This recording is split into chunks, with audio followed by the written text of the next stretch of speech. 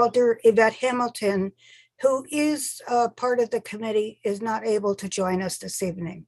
So I thank you all. And I will read the memo this evening for the agenda. And actually, I'm not going to read the memo yet because it's actually a workshop to discuss the procedures and policies of the Aldermanic Affairs Committee for 2022 to 2023. Now, I know I've sent you a lot of information and you've probably received some information from Vice Chair Antunes. And what we wanted to do is keep you as well informed as we could be. And the rules of the Board of Alders that establish the boards and commissions talks about the appointment, general requirements concerning the membership of appointees to the boards and commissions. And that is our task. Our job is to ensure that we understand what their position they're going for, and to understand what their background is. And in addition to that, the minimum qualifications of a membership is that they are an elector of the city. They cannot live in East Haven, West Haven, North Haven to be a member of our membership to a committee. They have to live in New Haven. Limitations of service: no board member shall exceed 9 years in the same committee. So if I was appointed today to sit on any of our standing committees for 9 times, then my time is up. And then I will have to either look for a different position or have the mayor appoint me to a different commission, then my term starts again. As long as you're off for 1 year, you can go back to that committee and represent that committee again, but you have to get off. You can't extend the stay. No members of the board are compensated for their commission, any member. We do have minority party representation. We also need to make sure that we have quorum. So we can't start a meeting unless we can always start as a workshop until a quorum has been established, but we cannot continue to make decisions if the quorum hasn't been established.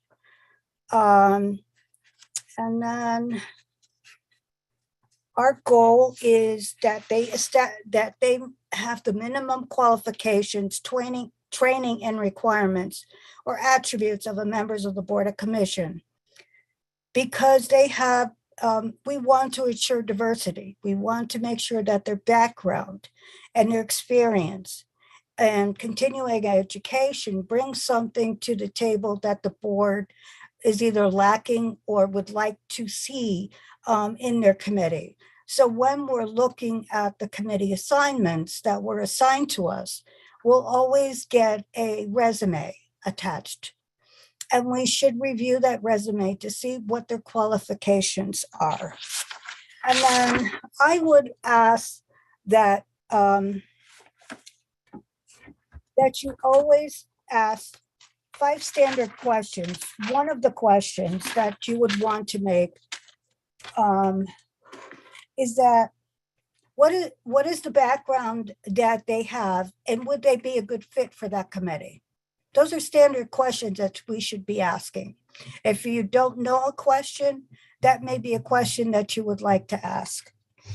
What would you bring to the table that you would like to see as a change or something different? What do you know about the committee? Because some members don't know anything about the committee that they've been assigned to. Another question would be, have you ever attended any of the meetings? Now, that's another question. A lot of times members do attend meetings and they want to see what they're like before they'll ask to be put on a committee. So that may be something that you want to look at as well. And do you know the time and the place of the meetings? Because that's important too. Because if a committee member, say a Tuesday night doesn't work for them, well, the Tuesday night may not work for the committee. And so they would either have to change or find a different position for this individual. So they would feel that they were part of the committee.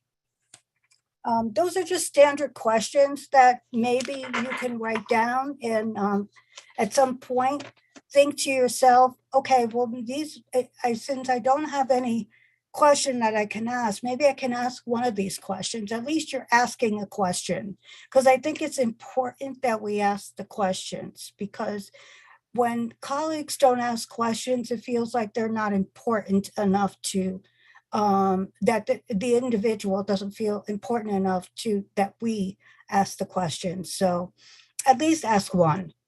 And as long as you feel that it's the appropriate question for that time and place. Maybe a person has already been on that committee before and they're being reappointed. We look at the length of time they've been on that committee. We also look at their service record. Say that they have a meeting once a month, they have 12 meetings, and they've only attended 6. Well, that to me is a sign that either the committee isn't working for that individual or the individual cannot attend the meetings.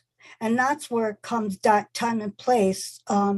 Maybe they decided to change the date of their meetings, or maybe they decided to change the time of their meetings. And that has happened on some committees, that they've changed the date and time.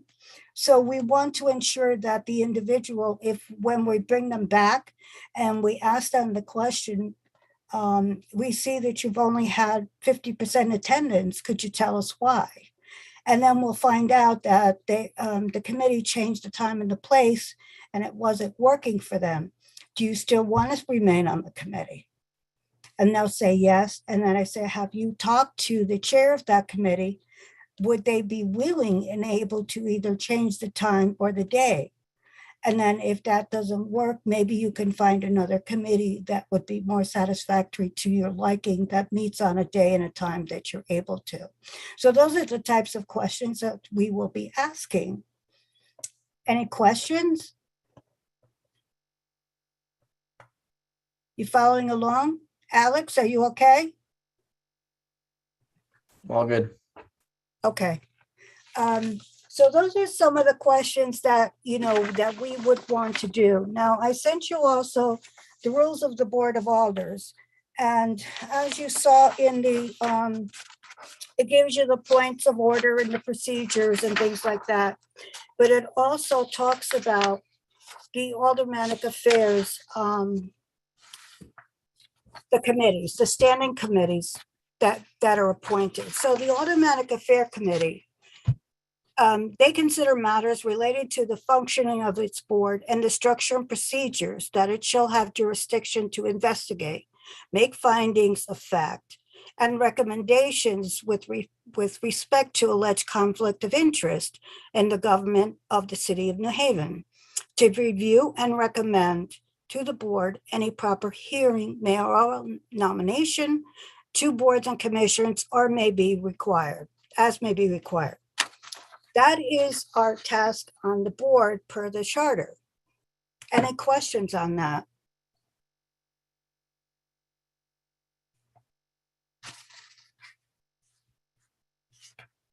Some people think that all our job is to do appointments, but we can actually do other things as well. We can also, if let's say the fire commissioner doesn't have a lot of experience in training, and is coming on and his appointment, well, maybe the committee doesn't have a staff per se that can help and assist the individual that's joining the committee. We can ask that the police commissioners have training for all their new members. We can ask that they do that. And we can also ask other things as well to ensure that the individual who is sitting on a specific committee understands the rules and regulations of that specific committee, because each committee has a set of rules that they need to follow. So if, per se, I know the Youth and Youth Services, and I'll use this as an example, was not following the directions of their charter, which was mandated in their charter, and the members of the commission were doing other things rather than what they were tasked to do by the charter. So when we asked the chair what was the problem, and we found out that the resolution is that the director of Youth and Youth Services was assigning them tasks that they needed to do, and that's not their charge. Their charge is to follow what the charge is of the items that are articulated in the charter that they are supposed to task. And so if they are not doing that job, then we need to make sure that everybody has the proper training and understands what it is that their job is supposed to be. We want everyone that sits on a committee to feel welcome, to feel important, and to feel that their time that they've taken out of their day is being welcomed by all. And if I sat on the committee and I wasn't getting anywhere, and I was feeling like I was not providing any value, I would not want to sit on that committee. So then I would have to choose something else or figure another committee that maybe would welcome my talents or expertise. Any questions, any concerns? Vice Chair Antunes, anything you would like to add? No, it seems as though you covered about all of it, Madam Chair. Just to note, Alder Abdul Sabar needs to turn on his camera. Yes, as soon as possible. Also to recognize some of the other visiting alders that are with us, Alder Singh, Alder Santiago. Let's see who else. We have our president, Alder Walker Myers, Alder Furlow, Alder Wingate, Alder Common Rodriguez, Alder Smith. I just want to make sure we got the right one. Alder Morrison, I'm not sure if you said that already. No, I missed that. Okay.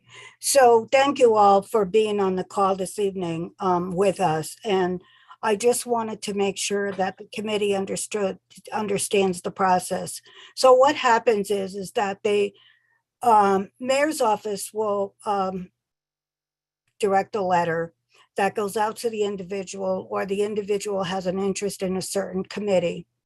And so the mayor will appoint them to a certain committee. Now, some committees have to have Democrats and Republicans. They can't have too many of one group. So let's say they can only have two Republicans. So then they would have to go out and seek a Republican. They cannot fill that slot with a Democrat. It has to be a Republican. So when you get a letter, per se, and I'm sorry, in the packet, you should have a copy of the letter that was sent out. And normally there's an attachment that says, I don't know if you've seen this, you could see this, but it'll tell you who the alder is and the person, and it would also tell you their address and whether they're a Democrat or Republican. It should be on the paperwork. So as you're looking at it, you can say, oh, well, if you go to the city's website and you pull up boards and commissions, say they're looking at the Disability Commission, you could go under Commission on Disabilities and look at all the members who are there. I will tell you that the commissions are not always up to date, and that's one of the tasks that we hope to ensure that going forward, that they are up to date so everyone knows who sits on the committees. If there is a slot open, it will say open. And so say, okay, then we realize that this individual that the mayor is appointing has a slot there. And it should tell you how many years the commission is. They're chartered sometimes 2 years, sometimes 4 years, sometimes 3 years. And it'll tell you at the page how many years each individual should be timed for. And if I'm approaching 6:25, Alder Antus, would you let me know? You're approaching 6:25. I am? About 2 minutes off. Okay. So I just want to make sure that when you look at the commissions, you can see it on the website, on the city's website. Anytime you want to take a look who sits on the commission, maybe it's one of your constituents that you don't know that sits on a commission. Take a look and see who's actually sitting on any of the boards and commissions, and you'll find a way to adapt yourselves to recognize who sits on what committees. And if you want information on a monthly basis, when they do have their meetings, they are supposed to provide, like we do, minutes from our meetings. And they are supposed to be posted to the city's website. So anytime you're looking for minutes from a committee meeting you probably couldn't attend or you want to know more about, you should go to their website and you should be able to find that information. And I don't want to cut us too close to the end. But thank you very much for joining us in your picture view. Madam Chair. Madam Chair, can I just go over a couple of the guidelines for committee members? Yes. All right, first of all, as we go to questions from the committee members, we'll go in an order as is posted. That would be the chairs first, the vice chairs next, Alder Hamilton, Alder Rodriguez, Alder Hurt, Alder Guzne, and Alder Abdus-Sabar. All you have to do is remember who went in front of you and you follow. We want to stay germane to the subject matter tonight. The subject matter is the approval or non-approval of the reappointment of the fire chief. We're not talking any labor issues. It's strictly whether we approve or not approve the chief. We're going to start when we get to questions from committee members. It'll be 2 questions each, and then we can go around for a second time if you have more questions. If you want to interject something along the line, please use the raise your hand feature. Familiarize yourself with where it is on the bottom of the monitor in front of you. Do you have any other questions for me on those guidelines? Thank you, Madam Chair. Thank you, Alder Antunes, and thank you, committee members. I'm still open. If you have any questions, please feel free to ask me. If no questions, then I assume that you know what I was talking about, but you can always call me if you ever get stuck and you're not sure why we're doing something. Sometimes we get, what I was starting to say is the mayor will send out the letter and we look at where the committee is and see who's on the committee and see if there's an opening. That's usually what I do. Then what we do is we will take that and look at the date that it was entered into. You'll get every time we have a board meeting, you get an agenda.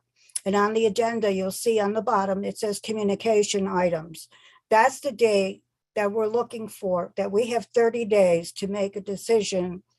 That's the timepiece that we're looking at. And we have 30 days to make an appointment.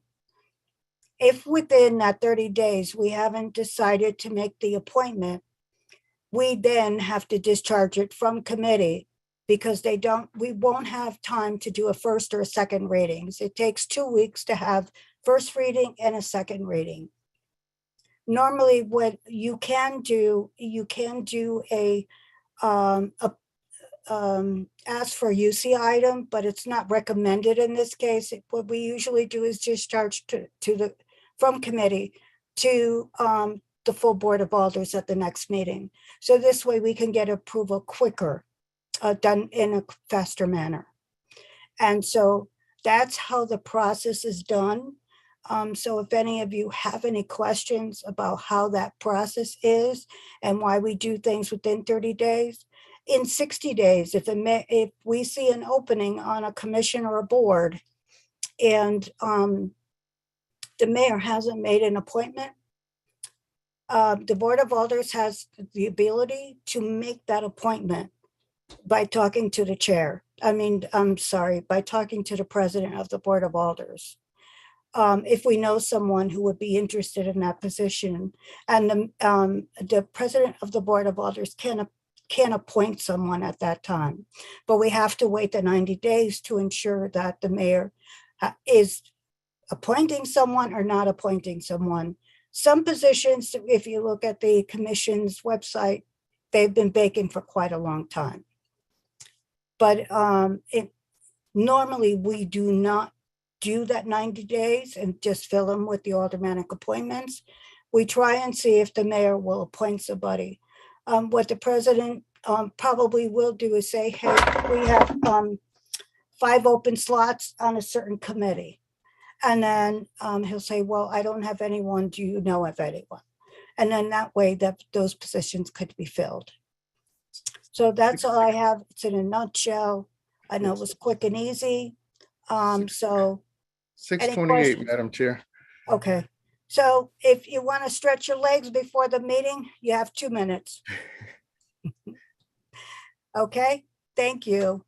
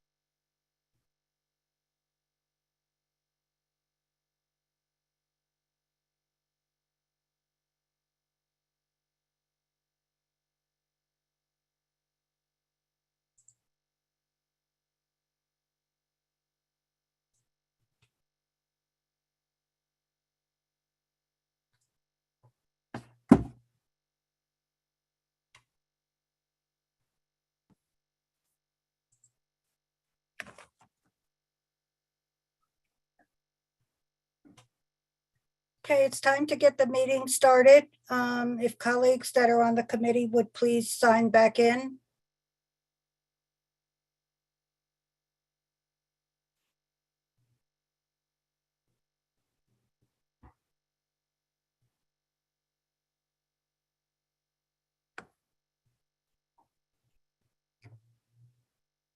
Okay, we're still waiting for Alder Abu Sadar. I'm sorry, I keep messing this up. Abdusab, would you please say your name, Alder? I keep messing it up. I apologize. Abdus Sabor. Abdus Abdus Sabor. Sabor. There Okay, you go. thank you Great. so much. No problem. Okay. No problem. I will read the minutes of the committee.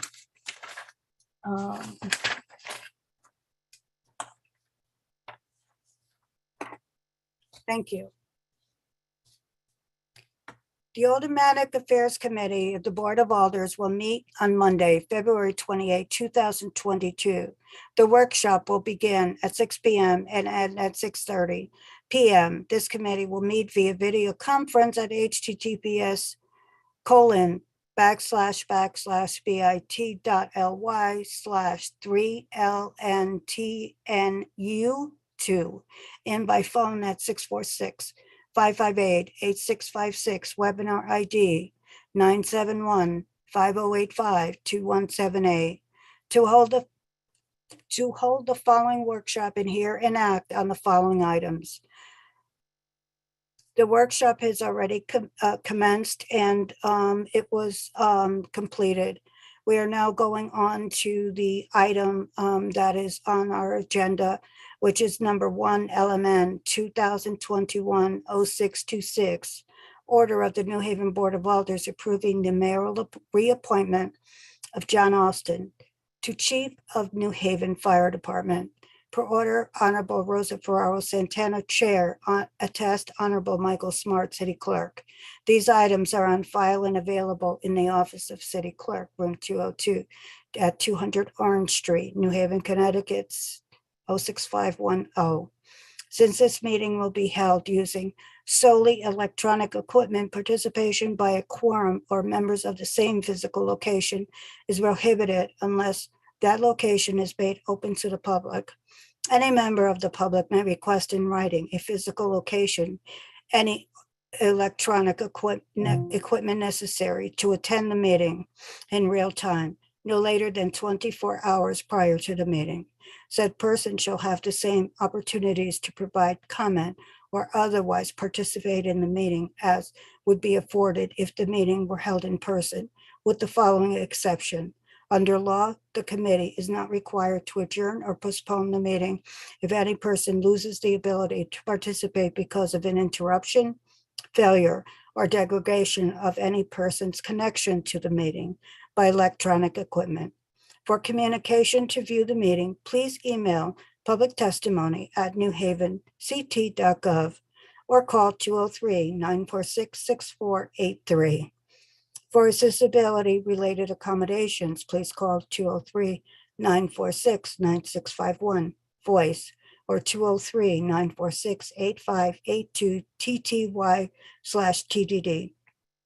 Public comment may also be submitted via email to publictestimony@newhavenct.gov before 2 p.m. on the day of the meeting. If you wish to present testimony at the meeting, you must register in advance at https://bit.ly/3lntnu2 or by calling 203-946-6483 or emailing publictestimony@newhavenct.gov before 2 p.m. of the following day of the meeting. Public can view the meeting at https://bit.ly/3lntnu2 or listen by phone at 646-558-8656, webinar ID 971-5085-2178. The password to listen by phone only is 989-791303. And I would like to have the members of the committee introduce themselves, starting with my colleague Alder Antunes.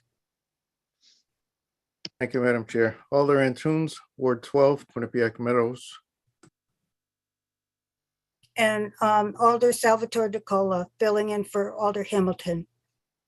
Sal DeCola, Ward 18. Thank you. Alder Rodriguez. Alder Evelyn Rodriguez, Ward 4. Thank you, Madam Chair. No problem. Alder Hurt.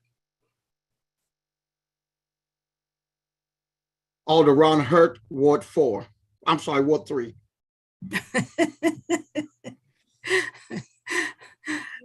Alder Guzmay. Alder Alex Guzne, Ward 1. and Alder Abu Sabar. Yes, Shafiq Abdusabar, Alder, Ward 28. Good evening. Good evening, and I'm Alder Rosa Ferraro Santana, Chair, 13th Ward. Thank you all for being here. I would also like to acknowledge many members of the board are also in attendance this evening. Alder Campton Singh, Alder Ana Santiago, Alder Jeanette Morrison, Alder Salvatore Punzo, Alder Richard Furlow, Alder Carmen Rodriguez, Alder Honda Smith, Alder and President of the Board Taisha Walker, Alder Kimberly Edwards, and Alder Steve Winter. Thank you all for joining us this evening. And I missed one, I think Alder Brian Wingate. Thank you. Did I miss anyone else? Alder Antons? No, they got them all now. Okay. At this time, I would like to welcome Fire Chief Alston to join us and provide us with some information about himself. And so then we can get on with the meeting of asking some questions of yourself as well. Thank you, Madam Chair. Good evening to Alder Rosa Ferraro Santana, Chair, Alder Gerald Antunes, Vice Chair of the Aldermanic Affairs Committee of the Board of Alders. Also recognizing our President of the Board and our Majority Leader and the other Alders assembled. To the public, to the firefighters, to visitors and friends, good evening. I'd like to, because I see there's so many people that are on, I'd like to go with an opening statement if I can, highlight items from my tenure and hit on a few issues of exploration, if you will, and talk about the future of the department. I don't know if I'll have the ability after public testimony to return and address areas of concern. If not, I am fully prepared to address them under separate cover to the Board of Alders so that I don't prolong the meeting. I came to the city of New Haven on September 29th, 2016, to sit in a forum just like this, to testify, to talk about my past, my current plans for the New Haven Fire Department as an appointee of the mayor, and the future of the New Haven Fire Department. After testing for the position in a highly competitive process, I was chosen out of 3 candidates nationwide to lead the New Haven Fire Department. At the time I took over, the New Haven Fire Department's top 7 positions, including my own, were vacant, and there was no stability in the ranks at all levels due to previous litigation and an irregular testing schedule. As I studied the department prior to taking the helm, there appeared to be an evidence of years of nepotism, favoritism, and cronyism. It was not so much pervasive throughout the entire department, but there was still evidence of it that needed to be addressed in a regular testing schedule, also with an aggressive and effective recruitment program to ensure diversity, opportunity, and a succession plan. Understand this is not new to traditional public service organizations such as this. This permeates almost all traditional organizations that are more than 100 years old. The New Haven Fire Department was going through a lot of struggles during that time as well, due to previously well-documented known actions, both at the local, state, and national level, and even up into the Supreme Court. There were many charges of discrimination, reverse discrimination, racism, sexism, and homophobia. There was a cliquish mindset and a fractured department. Again, it was not pervasive in the department, yet it was still evidenced of there based on the history of the department and reading those legal challenges. So the challenge coming in as an outsider is that the workforce sometimes is mistrustful, not of you first, but of those who appoint you. Not only the folks that hire you, but they feel as if you should pick someone from the inside. So some members, not all, will feel betrayed, and in some regards, maybe that the powers that be don't lack confidence in their abilities. This was not the case in the city of New Haven.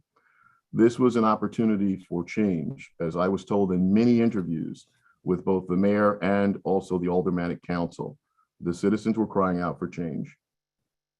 But in an organization such as this, a traditional organization, there's resistance to change. And so many of your directives and policies and decisions will not be popular. This was the case for some, and it still remains.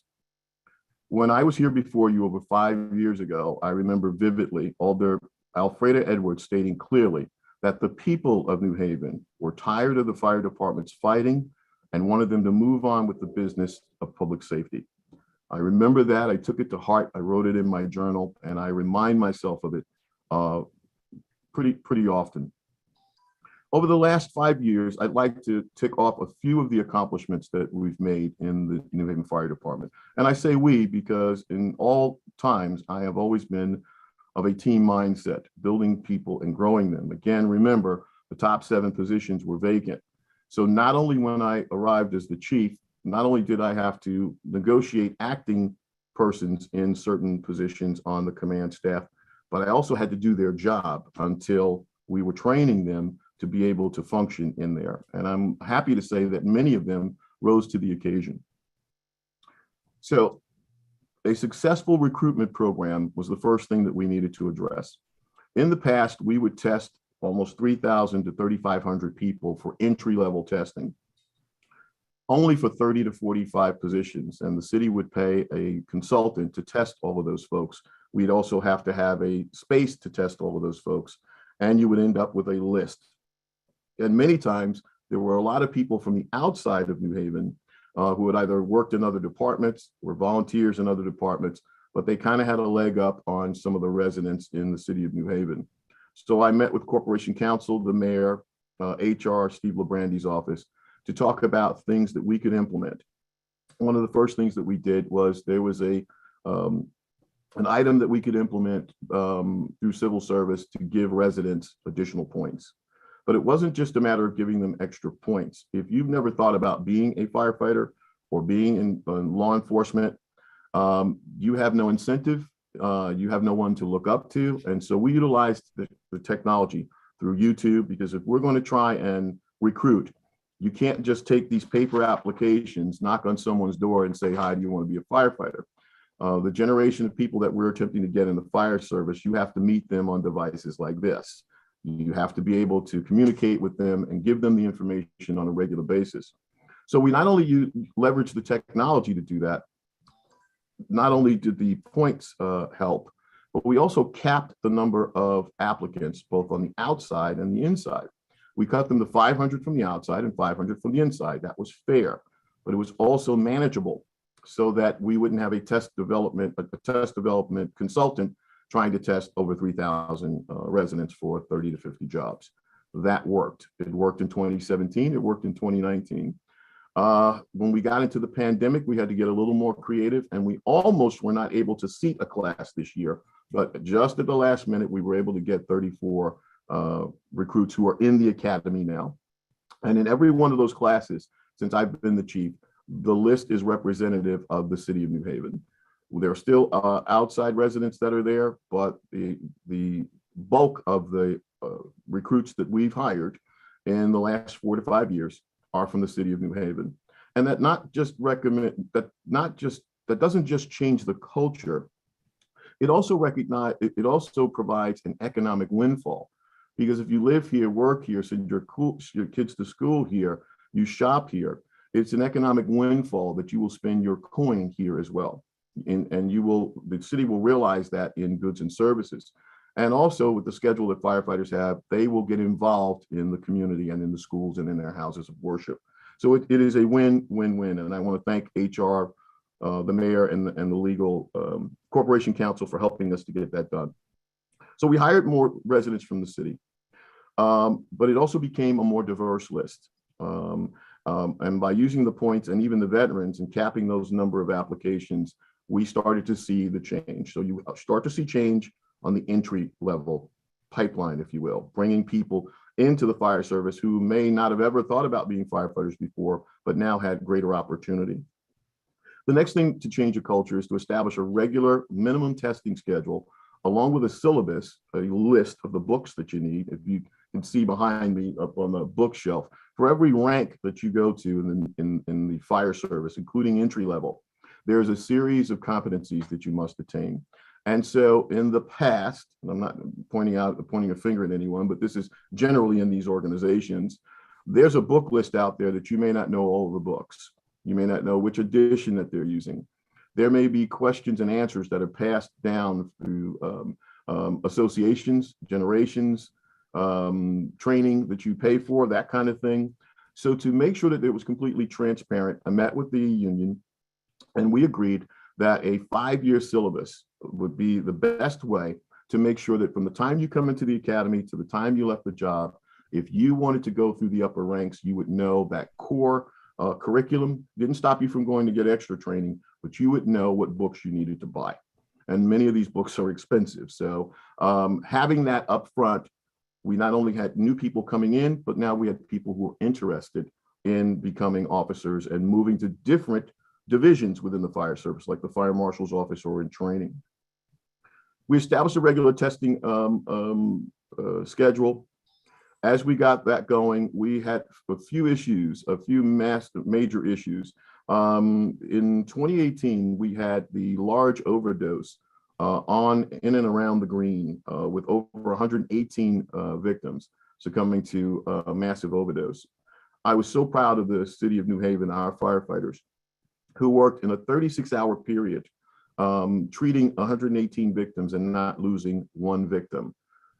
Utilizing the national standards of incident command and mass casualty incidents, that was a successful outcome. We were recognized both nationally and through the state, and many of you will remember we made the international news. Not a very good day, but a successful day as it relates to our business with the work that we do. Between 2018 and 2019, negotiated a new contract with Local 825, which will expire in 2024. We continue to maintain our ISO rating, the insurance services rating of a Class 1 city, started by Chief Matt Marcarelli and previous administrations. And the benefit of having an insurance service rating of Class 1 correlates to the types of premiums that you pay for your property insurance, both in residential and commercial. So when you're a Class 1, your premiums are rated at a lower rate as opposed to another city or department that is rated at either a Class 4 or a Class 5. The average throughout the United States is to be a Class 2 and Class 3. The bulk of them are Class 3. New Haven continues to maintain a Class 1 through the efforts of our team and previous work. We acquired over $2.2 million in grants for rescue apparatus, which was $970,000 the city didn't pay. Accountability and radio infrastructure of $395,000, which the city did not have to pay. An extractor dryer for our gear at $27,000. And currently the SCBA, the breathing apparatus that you see us wearing on our backs, is at its end of life. And we are in the process of purchasing new SCBAs. The delay is not on our end. It is that the vendors have not provided a part number because the standard changed. We operate under the NFPA standards, and we did not want to buy antiquated gear that the standard changed and then have to change it out later. So we are working not only with the grant committee, but with the vendors and our working committee through the training school as well to ensure that we don't lose out on that money and we get the proper gear for the firefighters. When I spoke to you last, I talked about us moving to an all hazards response, making sure that we are in a position to service a world-class city. And so at the time, we established through negotiation with the union, the Special Operations Command, which rides on all of our incidents of significance to increase accountability and oversight on the scene, to track our members and to make sure they act as a liaison to get the proper outer agencies, city and internal and external agencies to the scene. We consolidated the 2 squad companies to create not only the rescue company, which is that rescue rig, which is a specialized unit, but we were also able to negotiate a 3rd paramedic unit. So the rescue company was at Whitney Station. We were able to negotiate and put a 3rd paramedic unit at Dixwell Station. At the time, I was concerned that we only had 2 emergency units on each side of the city. Each of them had a approached 7,000 runs within a year, which is very, very high. When you're that active, you are more prone to accidents, you're more prone to mistakes, you're more prone to burnout. So the first thing we tried to do was negotiate with the union and through my office to make sure that we came up with a rotation. We worked with Yale New Haven Hospital to talk about the fatigue factor. Dr. Sandy Bogutsky, who's now retired as the emergency director at Yale. We worked on the relief, making sure that we had reliefs and proper rotation. Now that's not popular. There are some folks that are very comfortable being on the emergency unit and not going to fires. And then there are folks who want to go to fires and not be on the medical unit. But to ensure that for safety of our people, not only their physical health, but their mental health, we instituted a rotation process. And by putting that third paramedic unit in, we thought we were going to reduce the number of calls that folks were going on citywide, those other two units. What we found out, and this was even before COVID, what we found out was that that third unit actually matched, and then the next year exceeded the calls of the other two units because of where it's located in our city, in the Dixwell, Newhallville area, and being able to pick up the slack between the other two. They weren't reducing their calls. We were picking up calls that we were never able to service because of the lack of having that unit there. And so we're pretty proud of making sure that that was there, and we'll have future conversations about that. We negotiated with the union and then with civil service, and then worked with civil service to establish the position of lead special mechanic. We had 3 mechanics that all had the same title. And so when you have 3 people in the workplace that all have the same title, who's the boss? And so there were times that there was conflict, and sometimes there were times when work did not get done because it was not being prioritized. So through the Office of the Assistant Chief of Operations and with HR, with the help of HR, we changed the job description of one of those mechanics to lead special mechanic to prioritize work assignments. We went through a rough period when we were only down to 1 mechanic at a time. When someone retires, we don't know what they're retiring until they retire. And then if there's no list to put anyone in, you're short. So what we did to make sure that our mechanic who was working by himself at one time, we reached out to our warranty services to make sure if there was a major repair, we didn't have a firefighter working by themselves. But we also reached out to our neighboring departments that had mechanic shops, so that if we did have a major repair that had to happen, again, we wouldn't have a mechanic working by themselves, but we would be able to service our vehicles and put them back on the road.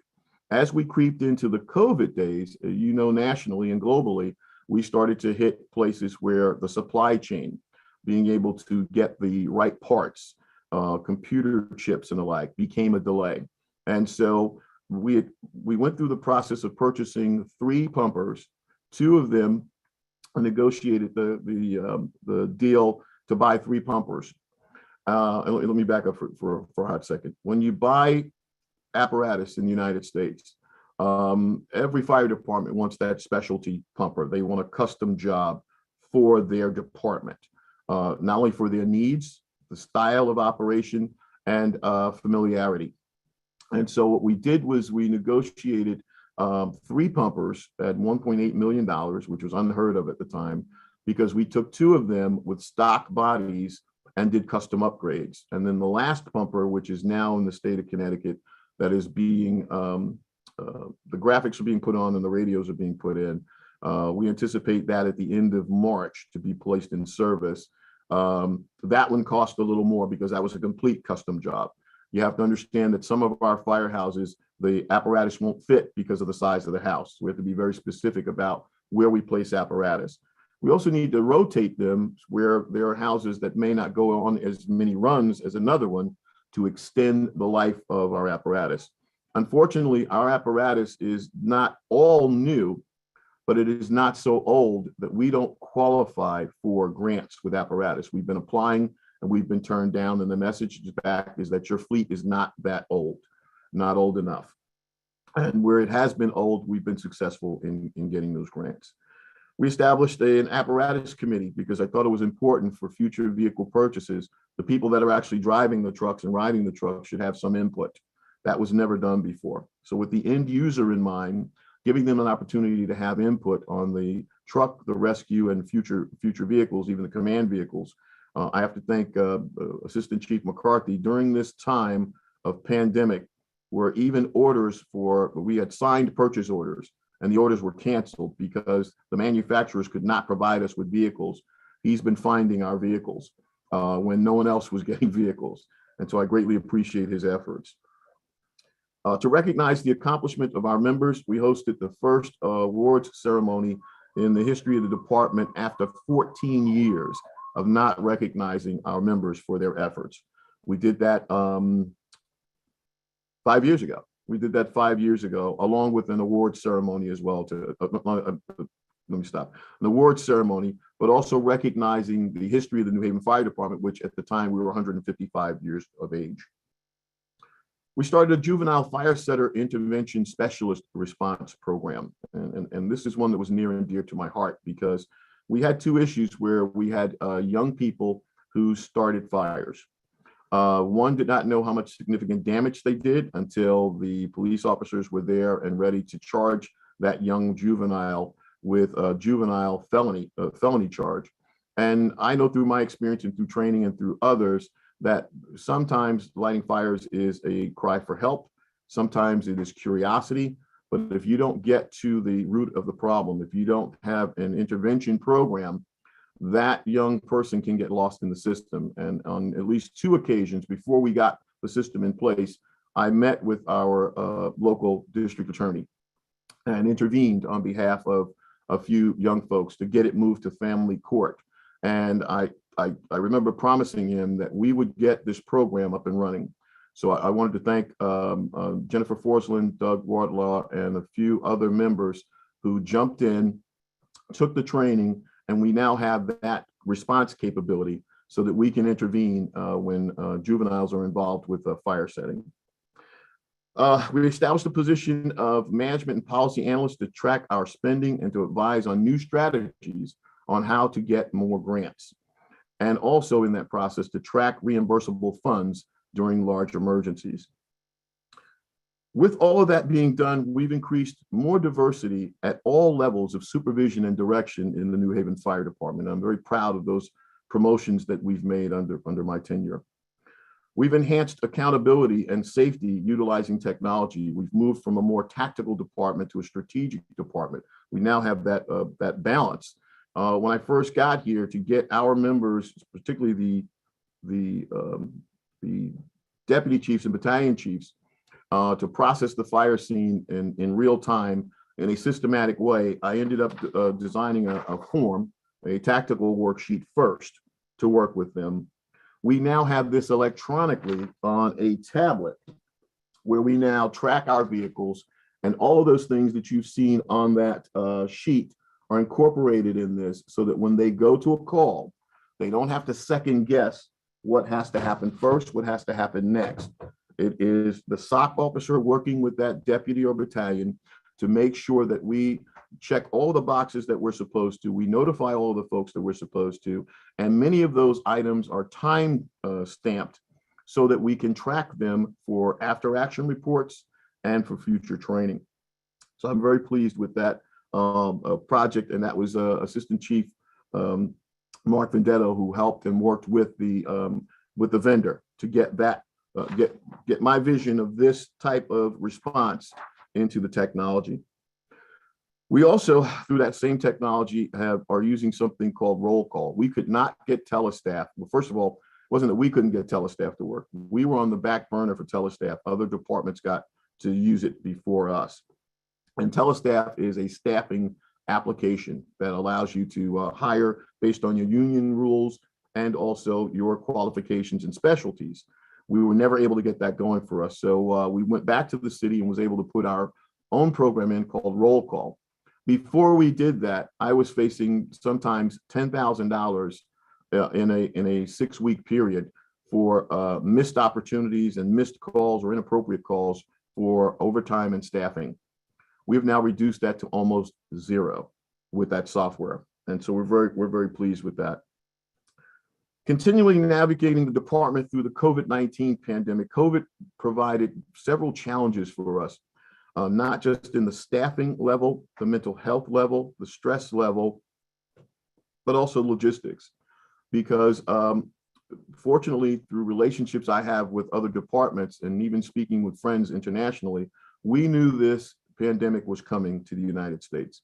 So early on in February of 2020, we sat key staff down the hall and we played what if. What if one firefighter is infected and becomes ill? What if an entire crew becomes ill? What if firefighters are experiencing symptoms while at a call? How do we protect them going on calls knowing that people are positive? How do we disinfect our trucks, our gear, and our firehouses? We played what if for almost a day, and we came up with some pretty excellent solutions on how to disinfect and decontaminate our rigs, how to buy the proper protective gear. We had to shut down the academy because we made the academy the logistics depot for the city. So not only was the fire department providing the vehicle and the means to keep other city offices open by disinfecting and decontaminating them, but through our resources in purchasing and procurement, we were able to buy in bulk. We were also able to get distributions from the state and utilize our system, how we know how to do logistics, to make sure that supplies went to the right places. So you didn't send medical gloves to someone who was serving food. You didn't buy a bulk of small gloves when the bulk of the folks and workers that you have are wearing large and extra large gloves. So through that process, we were able to save the city money by making sure we purchased the right equipment and it went to the right places. But I'm so proud of that group because we were so early in getting the equipment that we needed. Other departments were calling us saying, hey, how did you get that? It's on a 6-week backlog. It's on a 3-month backlog. How did you get it?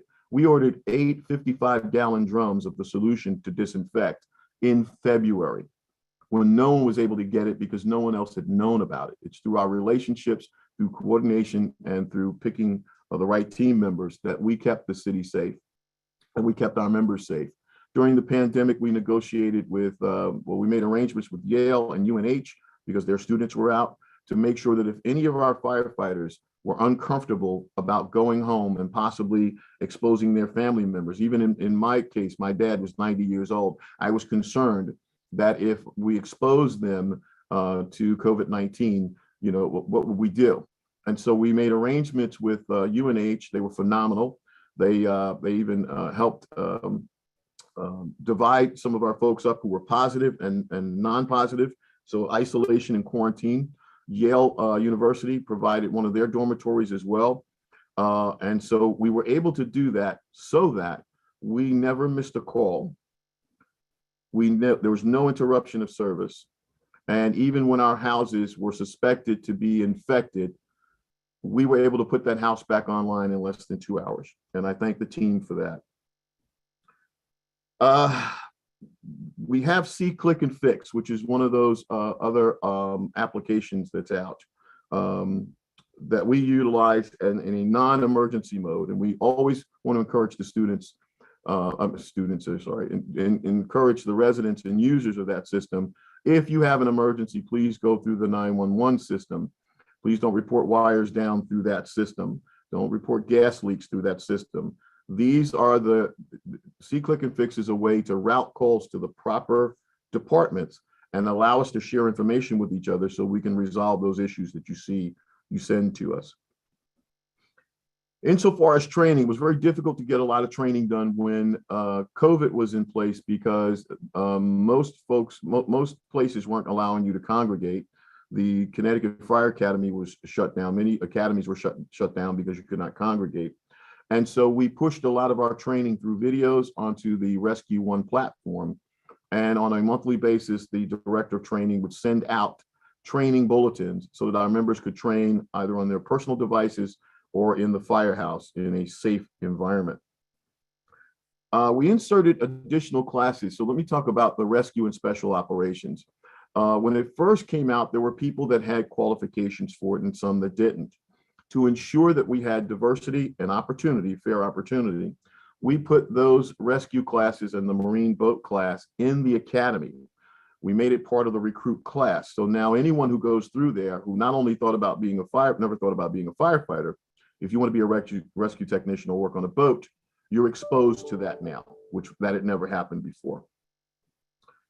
Under my tenure, there are more fire officers trained to the higher level of Fire Officer 2 than ever in the city of New Haven. We also have the largest number of fire service instructors trained in the New Haven Fire Department in the history of the department. But there's a problem. There's not a problem, but because I have a solution for it. We provided training for anyone who wanted to become a fire service instructor. As you may remember, I think it was 2018, we needed positions like a hydrant mechanic. Well, I wanted someone specialized in focusing on hydrants alone. Put that position in the budget, along with the director of planning and community services. How it's going to pay for it is to reduce 2 of the assistant drill master positions to $1, keeping 3 in a drill master. And the reason why I can do that is because we could ramp up the school when we needed to and scale back when we didn't have to, because the contract language gives me the ability to put adjunct instructors down there when we need it. So I could utilize that money to fund those 2 positions. Well, much to my surprise and demise, the Board of Alders did not give me those positions and kept the money. Once burned, twice learned. I won't do that again. So utilizing adjunct instructors helped us to get the job done, and leveraging the technology for the video system. So I've supported and sponsored members to attend the National Fire Academy to give them greater depth to their positions and provide growth opportunities for our department.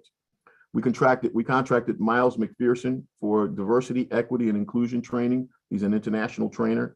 That training was supplemented by me personally. I trained over half the department personally. It stopped and it was suspended when, with COVID, we weren't going to meet down at the school anymore. We were having a lot of folks taking off at the time, and I didn't want to keep companies out of service while they were down at the school. So we contracted the state before that, and once things started opening up to provide enhanced training opportunities. The Rescue Corps training, trench rescue. I said before, Fire Officer 1 and 2, Fire Service Instructor 1, Hazmat NFPA 1072, the Juvenile Fire Center Intervention Specialist. We did a tactical emergency casualty care, and Alder Antunes, you will remember when we had the discussion with the school safety committee on the use of tourniquets. We weren't using tourniquets at the time. So we started that training. I think we ran 2 classes before we had to discontinue again before COVID, and we're going to reinstitute that. By utilizing the Fire Rescue Academy and relying on our company officers to do their monthly in-service training with their members, it would keep our members safe because they wouldn't be congregating in large numbers and utilizing the videos that would work. All members are current to the NIMS, the National Incident Management Standard, based on their rank and position. We've conducted joint drills with the diving team, including our side sonar equipment. That, if you will remember, there was a tragedy in the West River where it was our equipment that located the victim in the same night, which hardly ever happens in those cases. Once it turns dark, they call off the search, you try again in the morning. But with the side sonar equipment that we've procured through grants and purchases and port security on our boat, we were able to find the victim. The NOSBLA training, which is the basic boat safety, marine and safety training, is now being offered to our members as well. I myself purchased a drone to utilize as a proof of concept for the application of drones in the fire service. We've been utilizing it at different emergencies, and we made the case that drones can work both in hazmat, wildland search, and even fires. And so we began conversations with Southern Connecticut University, because they have a drone training program, to get them to provide training to our members, of any of our members that would be interested in a drone program, being trained as drone pilots. The only thing that curtailed that again was COVID. What I'd like to do before I close, because I see that there are a lot of folks online, and I do know, although it was not sent to me, there were some concerns by the union. So I'd like to, if I can, not to step on any of the alders' toes. I know you have questions for me. If we can go through that process, and if there's time, I'd like to come back in case there's something that's missing. Does that work for you, Madam Chair? Normally, I would say, Chief Austin, that is not the process that we usually have. We I'm fine. usually have you talk about what you have to say. It's not one of those committee meetings where you have finance where you can come back up and reference those questions. This is a job interview Okay. per se. fine. So you've articulated a lot of the questions that I was going to ask. So I'm kind of left with hardly anything left, but don't you worry, I will have some questions, but thank you. We will start. Then I'm not finished. I'm not. Oh, you're not finished. Okay, No, wonderful. no. Keep I was going. going to pause because I didn't know if I was going to touch on things that you were going to ask. I've got no problem. I'm clear. It was brought to our attention that there's over 100 hydrants out of service. Again, I spoke about having a hydrant mechanic 3 years ago. Again, I've submitted it into the budget again, and I wish that, and I'm hoping that the mayor and the alders will approve that. We have several different types of hydrants, 3 major types of hydrants in the city of New Haven. The Corys are probably our oldest, and again, it's difficult to get those parts. So anytime a company is out doing their inspection, hydrant inspection, or even their district inspection, when they find a hydrant that's out of service, they're to notify all of us through the chain of command. They're also to develop a quick plan and notify the battalion and other companies and the deputy to note that that hydrant is out. We also track that information in that tablet that we told you about. So when the officer gets in the cab and they know they're going to an address, there will be an X on that hydrant when they get there. So with a pre-plan, knowing that it's out of service, they can utilize the 500 gallons of water that they have on their truck or the thousands of feet of hose that they have on their truck to stretch to another hydrant or call ahead and have another engine bring them water. What I'd like to see in the future is continued increase in diversity, equity, and inclusion at all levels. I'd love to see and promote more women in all ranks and all levels. I'd look to negotiate lateral transfers for the position of firefighter and paramedic. Again, increase the positions in the automotive shop, which I've placed in our budget, recommending to the administration. We've also been discussing outsourcing some of the hydrant repairs, but we have to negotiate that with Local 71. Those conversations have been ongoing for the last 7-8 months. Big ticket item is the complete replacement of hydrants citywide. I inherited an antiquated system. I've looked at demoing hydrants. We have one down at the school that we've demoed. I've spoken to other departments that go through the same issue in the city. I'm sorry, in the state that are similar to us. We were going to try and sponsor a symposium honoring firefighter Ricardo Torres to address not only fire strategy, leadership tactics, but support for our families and mental health. That was going to take place with UNH, but we were told by their leadership because the COVID variant had kicked back up, we would not be able to be on campus because there was no way to determine who was vaccinated and who was not. They were going through their own issues with their students, so that has been postponed. But I would still like to see that happen. I'd like to see another awards ceremony, a celebration of 160 years. The June of this year, we will be a 160-year career department. I've already approached the administration about purchasing apparatus ahead of its life expectancy, expiration, due to global supply chain issues. We are now being told to get a fire truck. If we wanted to purchase it today, an engine is going to take 2 years and a truck could take almost 2.5 years, a ladder truck. And so we need to make those purchases early to replenish our fleet. I'd like to see increased positions in the fire marshal's office. The last test that we gave, only 2 people took the test and only 1 completed the certification. So obviously with retirements through attrition, we're going to be short-staffed there. I'd like to institute a high-rise fire safety management program. It has taken almost 2 years to get the vacant building registration ordinance through the proper agencies and channels. And so I'd like to see that process stepped up.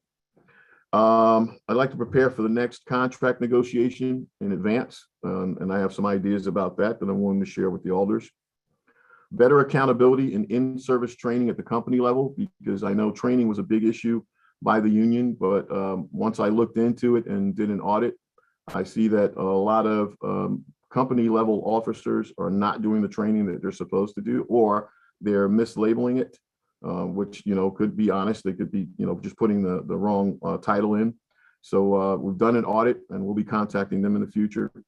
And I believe because of everything that has been going on, I too should have better communications from my office with the rank and file, understanding though that communication is a two-way street.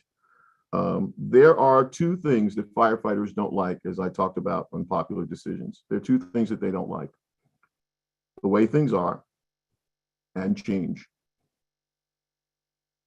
I have strong ties to the city and the community. You hired me to change the culture of this department, to increase opportunities. That does not happen overnight. In the 5 years and a 2-year pandemic, we have moved forward. We had setbacks this past year, with the tragedy of the loss of 2 firefighters. Change occurs when folks that are coming in are given opportunities, the playing field is made level, and through the actions of my team and myself, we've done that. In closing, I came here to make New Haven a safer place for families, firefighters, businesses, and schools.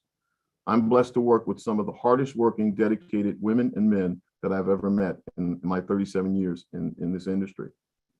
It has been a tough but rewarding experience. I belong to several fire chief organizations. One of them consists of fire chiefs from the 150 largest departments in the United States. It's called the Metro Chiefs. Of all of those that I've met and my friends, I've never met any one of them who became fire chief because they wanted to be popular. It's simply not a popular kind of job.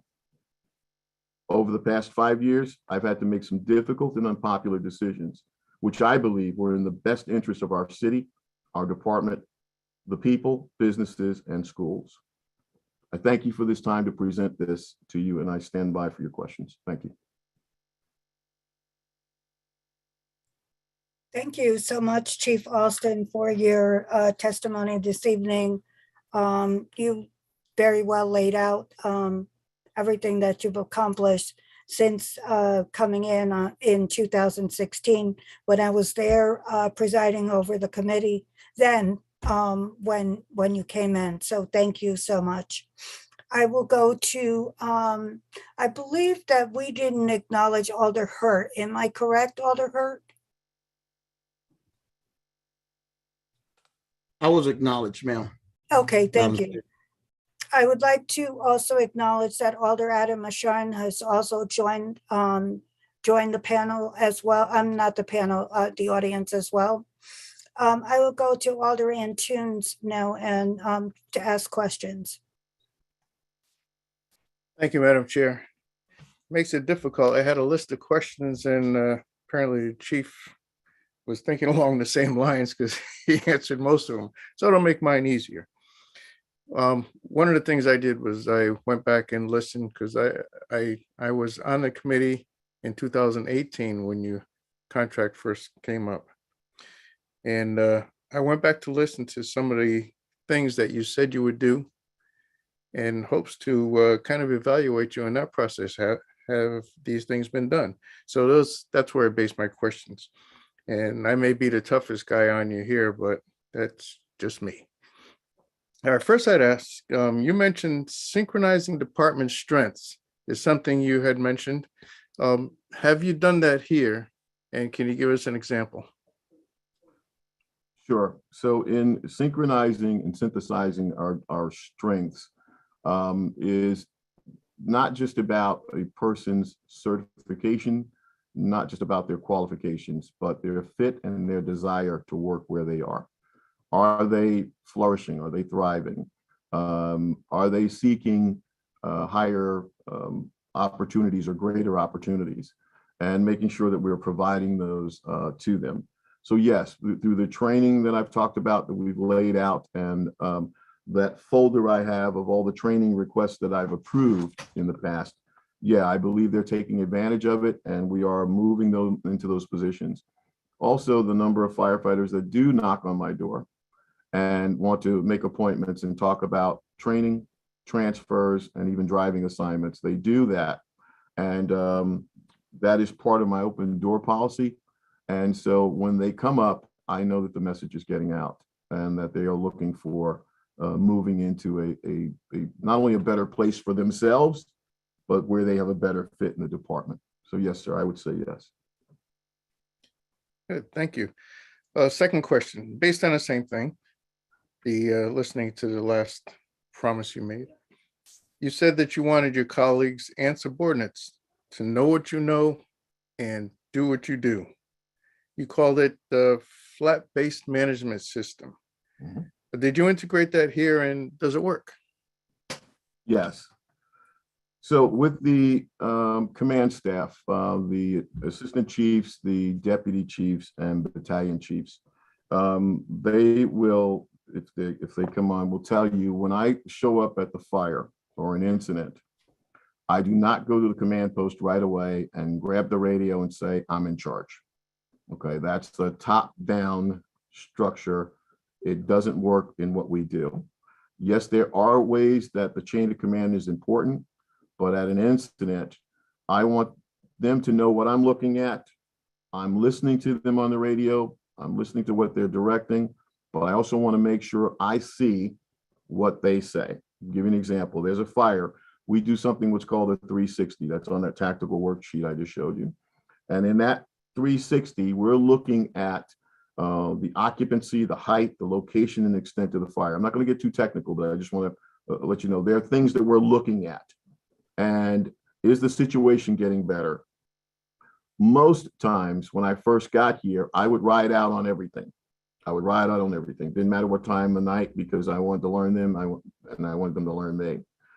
After a certain amount of time, I was able to just text them and say, make sure you check the basement. How big a hole do you have up top? Great job. If I got concerned, and I had this thing when I would tell them, make sure you keep my socks off. All right. I would sit on the side of the bed. In my place over on East, I have scanners and radios on every floor. I hear everything that goes on in the city and around the city, even the medical calls, which most people don't listen to. I listen to them 24 hours a day. If I hear something, I'll either text them or I'll call the SOC officer and say, hey, by the way, you might want to get the Red Cross started early, because they're actually working Hamden. They're doing another job. When I get to the scene and I look and see what it matches up with what I see, I go to find out where they have folks located, and immediately I become the coach. I don't take their fire, because they have to work. The way that they grow is for me to share what I know, making sure that they have a plan. And I always tell them, tell me what you have, tell me what you're doing about it, and do you need help? Because the old system doesn't work. If I show up in the scene, get out of the car, and just start yelling that I'm in charge, and I don't know where people are, I don't know the location and extent of the fire, I don't know what safety concerns that person has, it doesn't work. So sharing that information, coaching them on the scene, coaching them afterwards, listening to their after action, or what we call a tailboard, to make sure that they cover certain things, because that empowers them. It could be real easy for me to just say, okay, I'll critique your fire. I know what happened. This is what happened. I don't do that. I empower them. Great. Thank you, Chief. Madam Chair, I'll yield. I've done my 2 questions. I hope will come back to me later, because I have more.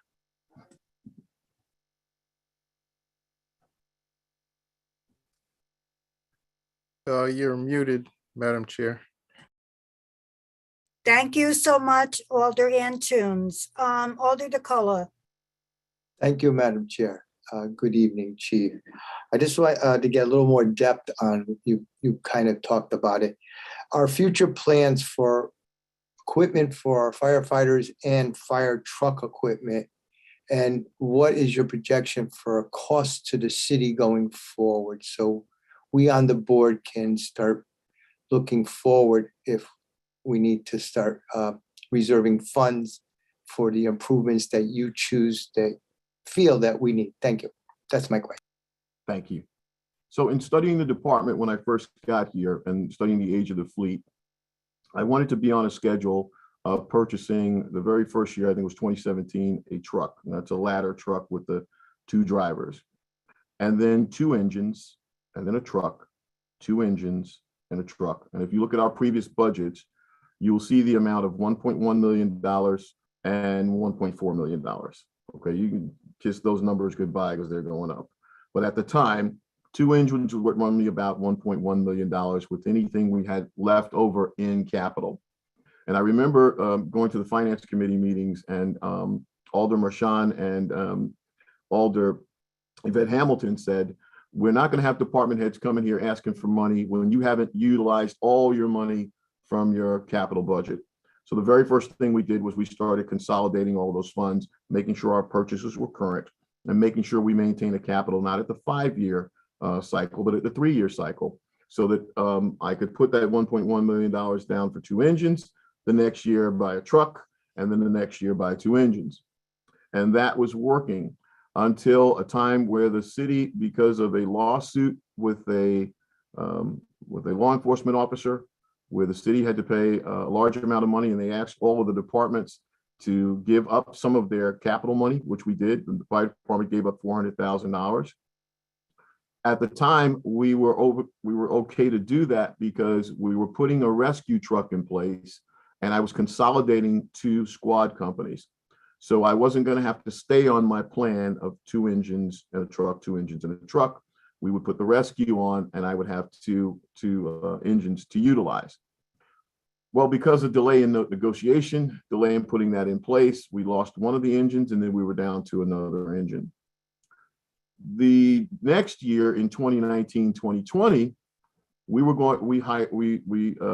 I made the decision to buy 3 pumpers so that I could stay on track with that, 3 pumpers. And that was the one I told you about earlier, where I did a modified stock custom modification and then a full custom job. And so those are in place both at the Fountain Street station and the Lombard station. This 3rd pumper should be in before the end of the year. So to answer your question, to make sure that we get ahead and I'm back on track with the truck, I want to purchase a truck and 2 engines. And we're looking at anywhere from about 3 engines in a truck. We're looking at anywhere from about $4 million to $5 million for those purchases, and potentially 2 to 3 years before we even see the truck. All right, thank you on that. What about equipment for our firefighters? What improvements and what are we going forward for them? Okay, well, through our grant process, we did portable radios. We have a grant now for the tanks for their back. We purchased, so their gear is inspected annually. We just bought in the last cycle, last year, I believe it was 90 sets of gear. We did 45 during one fiscal year, and we did another 45 at the other. The equipment that we have right now is sound. I'm concerned about the age of our pumpers soon, because if we don't purchase those and get those in the pipeline, we're going to reach the end of life for some of our pumpers, which on our engines, it should be 10 years and the trucks are 15 years. And we're not the only department that's experiencing that as well. There are other departments through associations that I'm in that are trying to get the NFPA to either push or relax that time frame because the supply chain is so slow. Thank you, Chief, and thank you, Madam Chair. Thank you, Alder DeCola. Alder Evelyn Rodriguez. Thank you, Madam Chair. Good evening, Fire Chief Alston. Good evening. Thank you for the work that your department does in protecting us. My question stems a little bit around what Alder Antunes and Alder DeCola shared. Just want to know, most of the question was answered per procedure and policy in the workplace, taking into your account your vast experience in academics and training. Would you say that our apparatus and appliances for our firefighters in the fight of fire would be that are up to standards? Would you say that? I would say they're up to standards, but we don't have enough of them. And Okay. the problem by not having enough of them, I remember, so one of the trucks we have an issue with was truck 1. That was the only bucket truck that we have. It was purchased in 2013 prior to my tenure. And let's just say that it was not up to standard even when it was purchased. When it was purchased, there was a 6-month recall on that truck. We were plagued with repairs on it. And by the time I got here and reached out to the vendor, one of their employees said, well, it's your truck, it's out of warranty. And so when the firefighters expressed concerns about riding on that truck, I reached out through another organization to the owner of the company to let them know that the citizens in New Haven had not gotten their investment, and that I would be meeting with other departments in the state, because Connecticut was one of the few states that did not have, I'll just call it this way, an apparatus lemon law. It didn't have that to protect the investments of our citizens' tax dollars after the warranty of the piece of apparatus. So I met with other chiefs. Our contingent from New Haven, both here locally and at the state level, drafted that. I testified up in the state about it. During COVID, it's one of those issues that got pushed away, but I think it's something important to get in place. As we talked about, the $1.1 and $1.4 million for these trucks, they should last 10 years. They should last 15 years. We finally got them to replace it and put the truck back on, but that was the truck that caused the furor when I borrowed a red truck from Hartford. A lot of folks had concerns about the red truck from Hartford. The reason why I borrowed the red truck from Hartford, that is a standard practice with departments if they have spare apparatus. The city of Stamford just returned a New York City piece that they had for several months. If you have a neighboring department that has similar apparatus, you borrow it until you can get yours fixed. And the reason why you do that is the first concern is to provide safety to the citizens and safety to the firefighters. If you have a neighboring department that has the same style truck that you have, you know that you don't have to retrain your firefighters to operate it. You don't have to worry about the equipment fitting in the piece. You don't have to worry about the truck fitting in the house, which is an issue here, or fitting down the streets.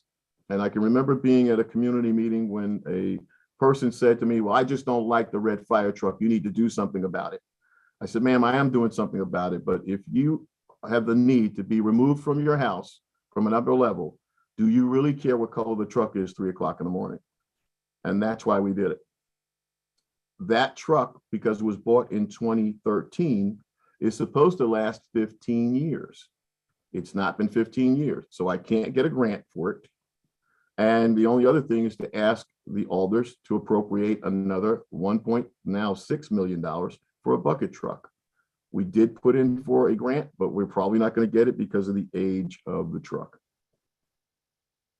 Thank you. I remember in 2018, when you came before the Aldermanic Affairs Committee, that you concluded your time with us, and you said that you would, no matter how difficult, whether union contract or not, any issue that could be of great concern to your firefighters, you would come and you would bring it to us.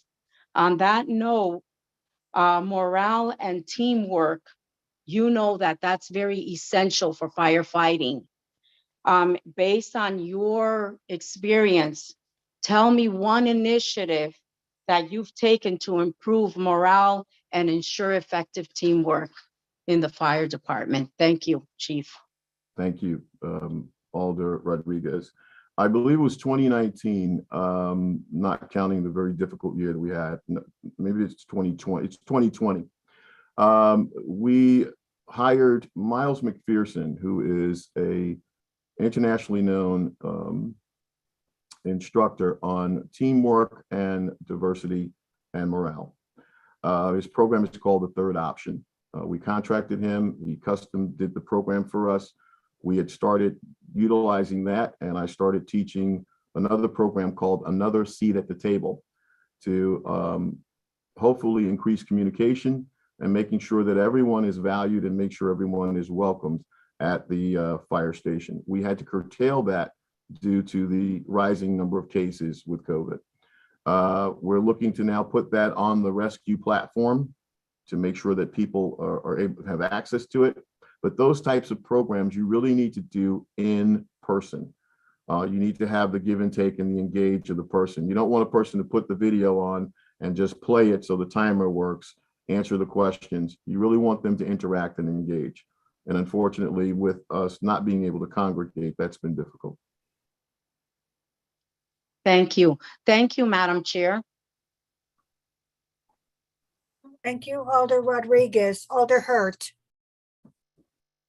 I also had to just say one thing about apparatus, if I can, because Yes, I go also ahead. have another note.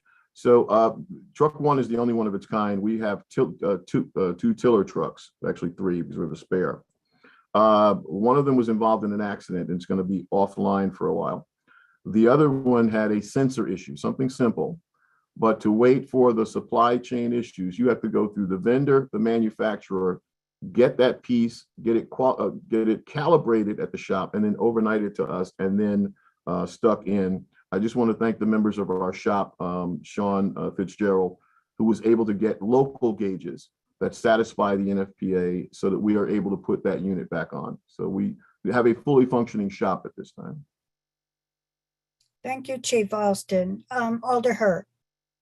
Thank you, Madam Chair, and thank you, Chief Alston, for being with us on tonight. We've had a rough year with our fire department. With the courageous work that they've done and they do in our community, the loss of one of the brothers, an injury of one of the other brothers. And I understand that you have put something in place for grief that did not go through due to COVID, the variant. But what has been taking place since the tragic moment in the fire department to address the brothers and sisters and who are grieving? Thank you for that question. So the first thing, immediate thing that was done was to take care of the family and the firefighters that night, both at the hospital and on the scene. So we reached out to our contracted EAP counselors. I also counseled people at the hospital. The next thing to do, because many of our members have not even experienced a line of duty death, was to walk them back, anyone who wanted to, not force them, but anyone in the department, whether you worked that fire or not, was to walk them back through the scene.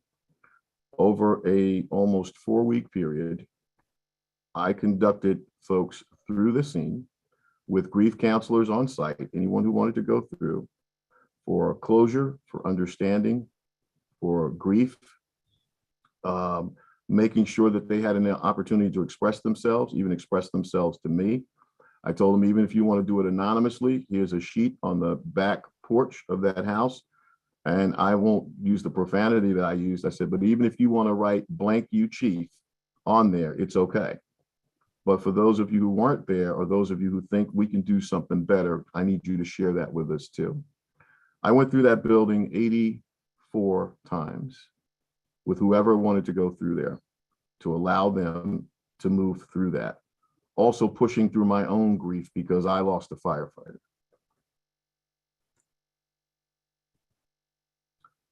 That's the first process. What comes after that in the stages of grief are anger. And I know that anger is still there. There are some folks who have moved past it, who are now at the acceptance stage, but there are others who are not there yet. And that has to take place. That is a singular process for anyone. Because we were then moving into the weather where COVID wasn't going to allow us to do what we really needed to do, I recorded a webinar that I think it was June 15th. I gave it to our EAP counselor first, Jim Riscati, to review it to make sure that it was appropriate.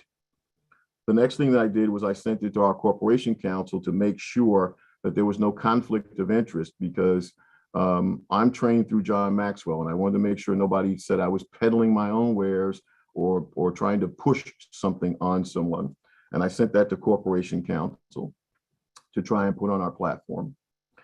I understand that there are firefighters that are still hurting. I get it. But you got to talk. So when we ask you, are things fine? And you tell us they're fine, or I talk to your officers and say, how are they making out? And you're saying they're fine. When you focus your anger on, which it's okay to, on the chief, and you blame the chief, the scapegoat, I'm okay with that, because the investigation will show what actually happened. And the folks that weren't there, they weren't there. I was there. And so if we're not doing enough, we'll do more. I had firefighters that say they don't want to use our EAP program. I voiced that concern not only to our contracted vendor, but I voiced it to HR as well. But I don't, as the chief, I don't pick the EAP counselor for the city of New Haven. I don't do that. And anyone who is still having problems and their officers and friends are not notifying us that that's happening, there's no way that we're going to know, because our folks try to tough it up. Can we do more? Absolutely. But the very first things, for the first month, I took everyone through that scene.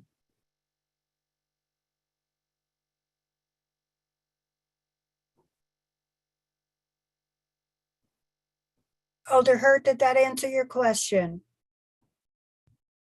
You know, my connection was kind of Okay, low at that moment, but I saw the chief still, so I figured he was done. Somewhat it did. I guess the question I was asking was, is there anything been done now presently? No. No one has reached out to say that that is an issue. Although I know the communications that have been sent out in the last, let's just say, month, that tells me that there is more work to do, because there's still grief and anger out there. Okay, great. Thank you, Chief. Thank you, And Madam I'm Chair. fully prepared to address it. Mhm. thank you, Alder Hurt. Alder Gusney. Thank you, Madam Chair, and good evening, Fire Chief Alston. Good evening. I do have a few questions that I'd like to ask. I think first, in your testimony, you touched upon the issue of out-of-service hydrants, which I think is extremely relevant given the fires we've seen in New Haven and other towns. And I know in past discussions, there have been varying definitions about how many out-of-service hydrants are considered acceptable. And so I guess my question is, what is the standard, or is there a standard used to determine what amount of out-of-service fire hydrants is acceptable, especially given the size of the city of New Haven and the amount of fire hydrants in our city? Thank you for that question, Alder. One fire hydrant out of service is unacceptable to me. One fire hydrant. So there is no standard. What it goes to are the department's capabilities of still fighting fires with a number of hydrants out, their size, location, and contingency plans. If you look at the city of Hartford, Hartford has incorporated in their agreement with the water company to repair their hydrants. So whatever their amount they're paying. So we pay regional water a flat fee for water. In my budget, I think it's $1.5 million, but we don't pay them for repairs. There's no line item, if you will. So in Bridgeport, there's a line item of about $90,000 that they set aside to repair hydrants. The average difficult hydrant repair is $7,000. Buying the parts and letting our folks do them is $2,500. All right. So depending on the size of the repair and the location, we prioritize. So if there's a hydrant that's leaking, it still is not a broken hydrant. It's still flowing water. The ones we're concerned about are the ones that are undermined. Anytime that we have snow, we have plows come through, they don't see the hydrants, they knock them over, people back into them. And so the See-Click-Fix program is a way for us to find out. The firefighters going out doing their checks and investigations. But if that hydrant was hit by a car and we don't know it, and it's cracked subterraneously, it's below surface, we're not going to know until we connect it. So fire departments have contingency plans. So they're the known hydrants and they're the unknown hydrants. When they go to wrap and grab water on the way into a fire, if they have a hydrant problem, they get on the radio and they radio for help. And another pumper carrying 500 gallons of water will actually come and connect and stretch lines and go get them water from a nearby or even sometimes a longer hydrant. We've identified certain areas in the city where hydrants are a concern, and we've prioritized those repairs. But as long as the system works this way, firefighters out doing their district familiarizations, we continue to meet with regional water on a regular basis through Chief Roundtree. And our mechanics get out and repair them. Remember, we were down to one mechanic at one time. Now we have three, and I've actually put a fourth one in the budget. So Alders, if you see that item in there, we want your support in getting that additional position, and that person will be designated to repair those hydrants. So it's a combination of knowledge and contingency plans. But I've heard someone was talking to me last week, and they said they compared us to the city of Houston, where they only have 50 hydrants out, and it's a metro department. Yeah, look at their budget. They have almost a $500 million budget. I know the chief there, it's $490 million. So compare apples to apples and not apples to oranges. Compare us to departments our size in this area. Thank you. Thank you. I hope that answers your question. Yeah, it did. Thank you so much. And then I guess my second question, also in your testimony, you mentioned the importance of diversity, especially in recruitment.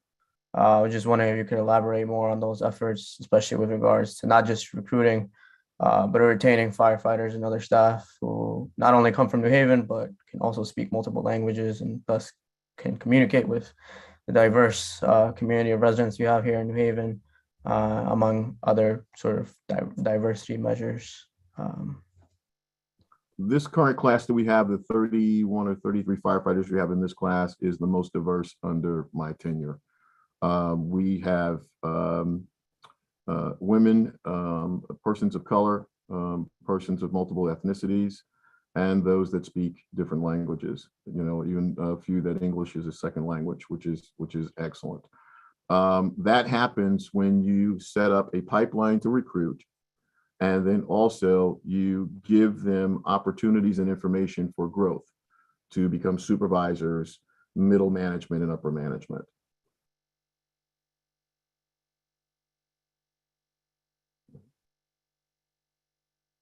Did that answer your question? Yeah, I think that should be all. Thank you, Madam Chair, and thank you, Chief Alston. Thank you, Alder Kuzme. Alder Abu Sabar. Yes, Madam Chair. Thank you. Good evening, Chief. Good evening, sir. I'm gonna start my first question just to follow up on the hydrant, since it's already something that seems like we're still trying to hammer out here. Mm-hmm.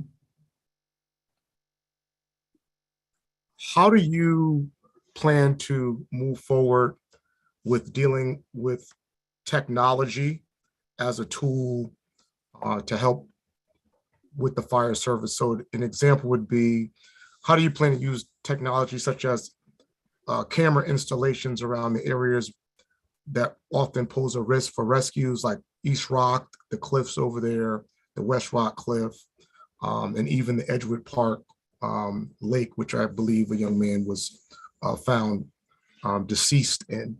And in addition, using things like smart hydrants, which could allow the remote monitoring of hydrants. Thank you. Excellent. Hit my mute button. Thank you. So currently the technology that we're using now is the Adachi command and control system. I'm actually trying to bring it up over here. That shows where our hydrants are and the known hydrants that are out of service. So that any one of the tablets in any one of our responding units, they can look it up and know that a hydrant is already not good. And of course, our own personal surveillance during company inspections. Smart hydrant technology is something that is going to be very difficult in the city of New Haven because of the age of our water system. It's not insurmountable, but because of the age and then the cost. We did install a hydrant. It's a new type of hydrant down at the training school. Before it got cold, we had companies down there using it. I invited other departments from around the state to come in and take a look at it. It's supposed to be a more durable hydrant, less maintenance because it breaks away. So let me talk about this. So the hydrant system from the street down to the stem is ours. As soon as it connects into the other pipeway, waterway, that's regional water. So if it's broken off down there, regional water has to schedule it. We have to tell them, hey, 123 Main Street has a hydrant that you've got to do. They'll schedule it. And that costs about $7,000, anywhere from $6,000 to $7,000. If it's a breakaway, if it's just below the surface or just above, you'll see where it's bolted together to that pipe, that pipe that goes down to the ground, to the stem.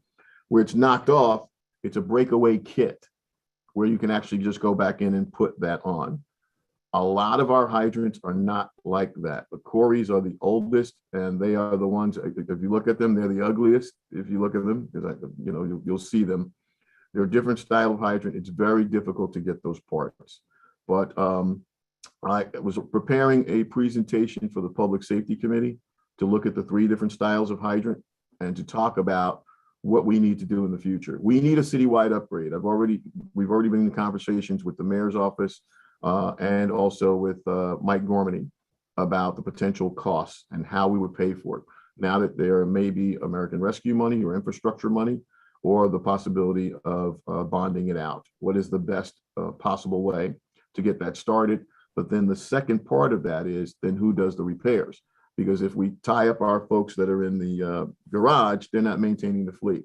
So then it becomes a matter of negotiating with their union that they may, I don't want to get into too many details because there's going to be a negotiation, but to outsource that process, either in the immediate sense or in the long-term sense, replacing the system citywide.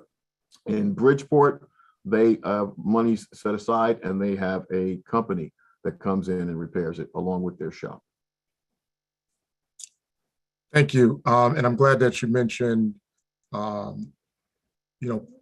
pretty much presenting a feasibility report to let us know how many fire hydrants are out and getting them replaced. I think right now is the time to do that. And I don't know if you can see that. I can see it.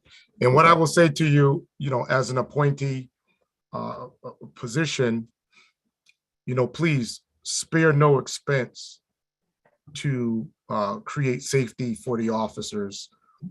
Money should never be an issue in this city when it comes to making sure that our first responders can go home. And so please present, the necessary documents to us as a board so that we can be able to review those things and, be able to come in and support them as needed, given that we have money and, there's money at the city right now. Okay, so my second question to you is, New Haven is building an array of high-rise apartments that has not been seen, in a very long time, probably decades in New Haven, which is going to add multiple floors that firefighters may not have had to tackle in rescues and fires in the past, and also creating more densely populated areas in the city. What are you doing to prepare those officers in terms of equipment and protocols so that they can meet the challenges, in addition to things that the public should be aware of around fire safety, living in a 10-story, 12-story apartment, how we're going to get the people, et cetera, et cetera. I think you mentioned something about pump trucks are needed and one bucket truck. Well, we've got about 5 apartments going on downtown, you know, and we're going to need equipment. So what are you doing to make sure that we're ready for this stuff? Okay, so one of the things, thank you for that question. One of the things that we did looking in 2017, 2018, by putting the rescue company on, was we know that the first line in the fire sets the tone for everything. So having more hands to get that line in place and more people searching the fire floor and above the floor is a better way to rescue folks. And so introducing the rescue concept and getting folks to buy into that and at least operate in that was the first step. The other piece of it is that those buildings that are constructed like that, if you look at the fire in Brooklyn, the high-rise fire where they lost so many folks, mainly the reason the fire that spread was because their doors were antiquated and left chocked open. And so to make sure that we educate the public, we look to develop videos where we can put them either on cable TV or alike to talk about things like close before you doze, make sure you close the door, so that limits the fire spread. Also not going out into the hallways and being trapped, that the building that you're in has not only rated doors, but rated walls and floors where the fire won't spread. But we're seeing now downtown, what you're talking about, is densely populated areas with lightweight construction, where the fire is actually going to move quicker. So early detection, early application of water, pre-planning, which they've been doing. Folks have been out there, even in the pre-construction part, through the fire marshal's office, during the construction part, and then after, doing walkthroughs of these sites. That's how you familiarize your folks with people, so that you get water to the fire first, familiarization on the location of people, and even moving forward, identifying people who are non-ambulatory, people who need help in getting out. But as I said, we tried to get the vacant building ordinance through, and that took forever. The next up thing is a fire safety management program where we're educating people. And we've even started to do that with a fire watch document that I released to the fire marshal's office to teach people how to protect themselves in their own buildings. Thank you. And then my final question is, how do you plan on tapping into the young talent inside of the city in our school system for the young people who may want to get involved in fire services? We have a public safety academy, which is, you know, it's kind of dormant, hasn't really met the challenge of what's needed. So how are you planning on tapping into the various resources such as the Public Safety Academy and Gateway, and how are you going to create a pathway for the young student in our New Haven schools that one day wants to work in a fire services? Thank you for that question. So my first contact with the Public Safety Academy was at Hill House High School back in 2014. I was invited to come up and talk to some of the young people at that time, and to find out at the time they were running a emergency medical responder program. They were looking to start an EMT program. But then it got bogged down because they were trying to do it at 2 schools. And then I believe the teacher who was involved in it had left that school and it went dormant. The Public Safety Academy is one of the best possible ways to do that. It's the equivalent of a cadet program. But due to funding and also due to participation, you're going to have to rely on volunteers, and you're also going to have to rely on affiliate organizations, fraternal organizations to assist, and also have certified instructors to teach. And I know that's something that we've talked about in the past, doing at getting that fire academy, getting the fire safety academy back up and running. But during the last 2 years, that has not been a priority. And so what I've done, and I've encouraged my members to do, is Zoom into classrooms to give the teachers a break. So when the teachers were going and they were doing a lot of remote learning, I devised a bunch of questions that they could use in their curriculum that are fire related to teach not only math and algebra, but I also went into those classrooms via Zoom and via Google Meet to talk about the fire department and also to, again, infuse our curriculum with them. A number of our members are part of a reading group that they go in when we were able to go into the schools and read to children and get them interested in the fire department. We get requests all the time to take the trucks when we can to schools. Now the weather is a little rough now, to generate that interest at the lower level. Those that are in the 16, 17, 18 years of age, if you go on the city's website, we have recruitment information, and you will see YouTube videos of some of our incumbent firefighters who grew up in New Haven, who have now either worked in as paramedics or officers, where young people can see themselves in those positions. They can see a video of how the test is done. They enter their information, and then now they're part of our list, where periodically we push information out. As I said, the last thing we pushed out back in February was a statewide consortium test. So even if you don't test for the city of New Haven, because our list is expired, you have an opportunity to do that. We've also worked with folks who may in the interview process have had felony convictions and did not apply for their records to be expunged or for pardons. We pointed them in the right direction. We've utilized affiliate groups to go out and speak to folks and encourage them to even do study groups to help folks try to prepare for the test, get an orientation, know what it's about, practice, and be able to score successfully coming onto the department. So in essence, it takes a village. It's not just the fire department. It takes the community also to work to get the information out and let them know that we're hiring. Our list expired January 22nd. We'll be looking to push HR to have another firefighter test this year. But that's the other thing that happens too. We want our promotional tests done. The police department want their promotional tests done, an entry-level test, and other departments. We're vying for that money. So the alders, you could increase that budget line. Instead of $485,000, put $1 million in there for testing and testing for entry level, but also for promotional, so that we always have viable lists, not just for the fire department, but for all. Otherwise, we're all at the table scrambling for those dollars to get our testing done. Thank you, Chief. That's going to conclude my questions to you.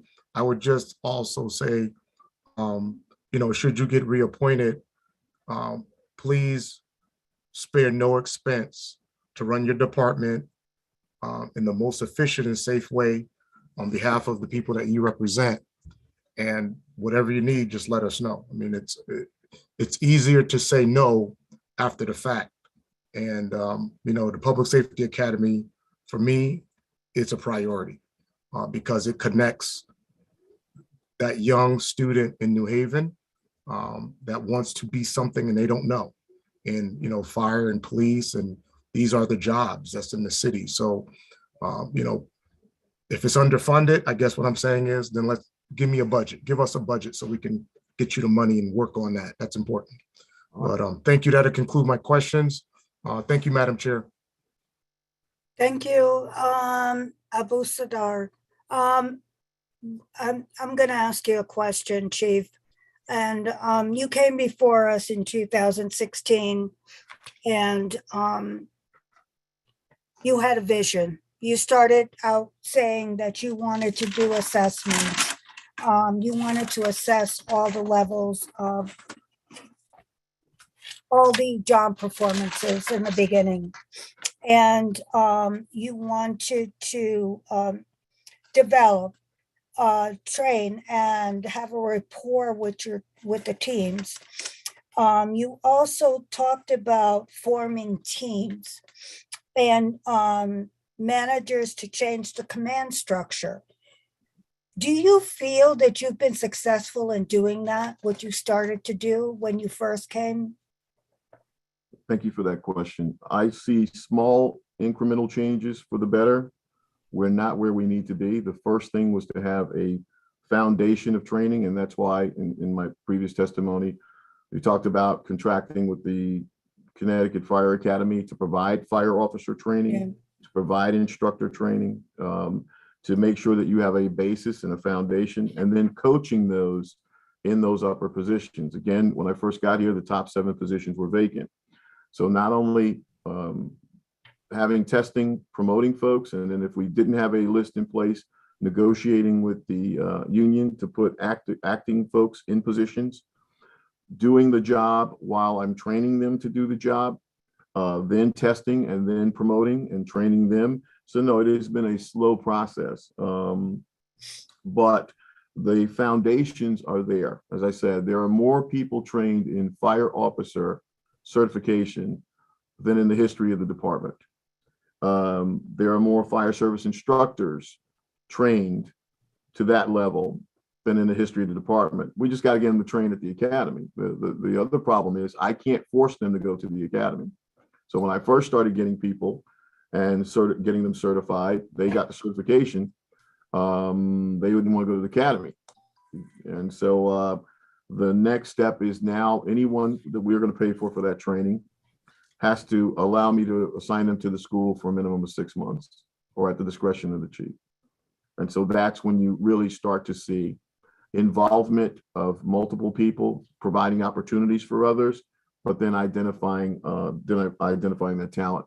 The second thing is to start changing job descriptions, clearing up the old language. Some of our job descriptions haven't been touched in 20 years. We just changed 3 of them in the last 20 days. Last week, 3 of them were just certified or approved by the Civil Service Board. So it's a process. I count every step as an incremental victory, but I'm not where I want to be. Thank you for that. Because I know you said that when it's your time to leave, Mhm. that you would have the next level of chiefs in that position to take over your place, so we wouldn't have to go on the outside to hire a new fire chief. Do you feel that we're there yet? We have the people. I believe that they can with coaching and mentoring. We just had 2 tests released for the deputy chief and battalion chief's ranks. So those are new folks that tested in those. Who, if for the chief of department, I believe you can test at the level of battalion chief. So we have some new folks that are in those positions, and they are bright. I have every confidence in them. I still see some areas that we need to change in the foundation of this department. I still see some changes that we have to make in terms of, I'll say, in code enforcement and also in public fire education. I really believe getting people not to have fires in the first place, not to have emergencies in the first place, will make us all better. But the succession plan that's been in place, by having that syllabus in place for 5 years, everyone knows what's expected of them. So I'm not going to say that anyone's not capable of doing this job. Anyone is capable of doing this job if they're committed and willing to grow. But the only reason I'm seeking a reappointment is that I know that in my commitment, I have more work to do, particularly after losing 2 firefighters. Thank you for that. That sets some light, because that was one of the things you talked about, and I wanted to get your opinion on that. And I know it's a slow process. Anytime there's change happens in increments. It doesn't happen immediately.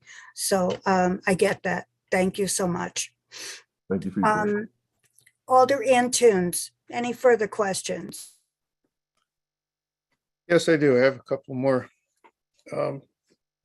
Chief, I've been to a couple of different meetings with all emergency services, fire, police.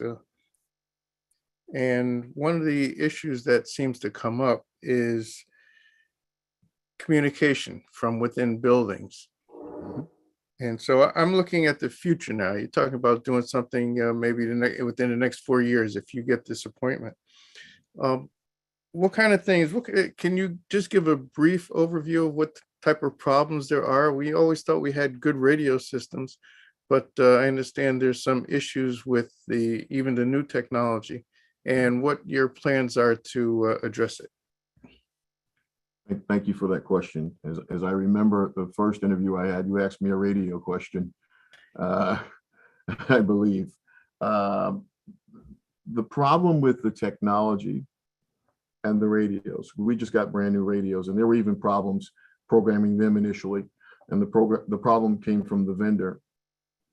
But when you have densely populated areas, a large number of buildings, there are blind spots from your repeaters where they are. Even last week, we recently lost power to one of our repeaters, and it caused us to have some concerns about some other issues. What we did on the fire department side is we installed mobile repeaters on our engines. All right, so we already have addressed that for ourselves. There's still some things to work out, but in terms of identifying how we crosstalk, and the committee I believe you're talking about is the school safety committee, how we can effectively communicate within the schools. You have concrete and steel buildings, multiple levels. And so what happens is when you have a building like this and the transmitter is coming from that side, if it's blocked there, if it's received there, you can receive it, but on the other side, you're going to get a dead signal. There is something called a bidirectional amplifier. We're drafting an ordinance for the city for new construction, but that's a fix for new construction. In our older construction, we're going to have to spend some money to upgrade our radio systems to allow for us to crosstalk with each other. I know the PD is looking at a new CAD system. They're including us in that computer-aided dispatch system. They're including us in that. Identifying our radio bands too. Some radios in the police side are the blue plan or scan. Ours are interop. There's some old UASI radios that we've had with UASI frequencies as well. So mainly identifying how we can communicate directly. If we can't do that, then augmenting it with crossband repeaters that allow us to talk one frequency to another or one agency to another. And we're looking at that for mutual aid for us as well. We've gotten some quotes on that. But also making sure where we can put those bidirectional amplifiers to boost signals in weak areas is another way to go. And then training, not just doing tabletop exercises, but actually going out to buildings over the weekend when someone's not in there and doing full-scale exercises with multiple agencies so that we can work out our issues, and then supplementing it with command vehicles. We've got two, we have the small MVC mobile command vehicle, MCV mobile command vehicle, and then we have the larger unit. So that can be augmented as well. Great. Hope we are able to. It's going to cost money though. That's what I was going to say. I hope we're able to fund that one. Get your grant writers together. Let's see. I had another here. Oh, yes. I think I asked you about this years ago.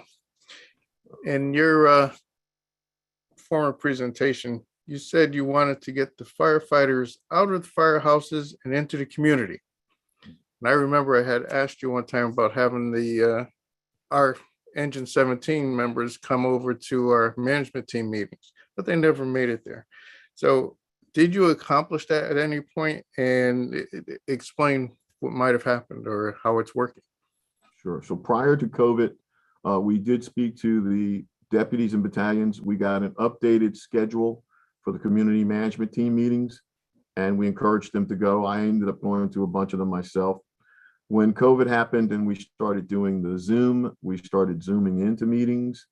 But yeah, it's a process that we need to reinforce and revisit to make sure that, particularly when there's an incident in your ward or in a particular area of the city, to make sure that we are attending the community management team meetings. I'm fortunate that I don't sleep at night. So many of the alders and some of you are on the call, that call, you know, I answer my phone. And so many times, a lot of those issues get worked out just with an alder giving me a call. But we want them visible. We want them to be in the community. Unfortunately, with the pandemic, and I don't want to keep going back to it, there are no real gatherings. We're just starting to get back. CDC just released New guidelines on last Friday that are going to open up several communities now that you won't have to wear a mask indoors. And you'll be able to increase the number of folks gathering. That will trickle down through the state and then through our local Board of Health. We're also pushing folks to get boosted, not just vaccinated. That will usher in that process as well. But yeah, I would love to increase the number of them going to meetings, particularly when they're on duty, and answering questions about the fire service, because that'll also go back to Alder Abdusabar's message of getting into the community and recruiting. It's an excellent recruitment tool when you're there at those meetings. Great. Hope that answers your question. Yes, it does. Thank you, Chief. Thank you, Madam Chair. Thank you, Alder Antunes. Alder DeCola, any further questions? Not at this time, Madam Chair. Thank you. Alder Rodriguez. Thank you, Madam Chair. I just have one other question at this time. Fire Chief Alston, when working at the community level and addressing issues of language barriers in reference to improving communication and emergency services, how are you addressing especially the neighborhoods that are highly predominant, let's say in Spanish speaking, but there are other English limited individuals? Thank you, Chief. Thank you.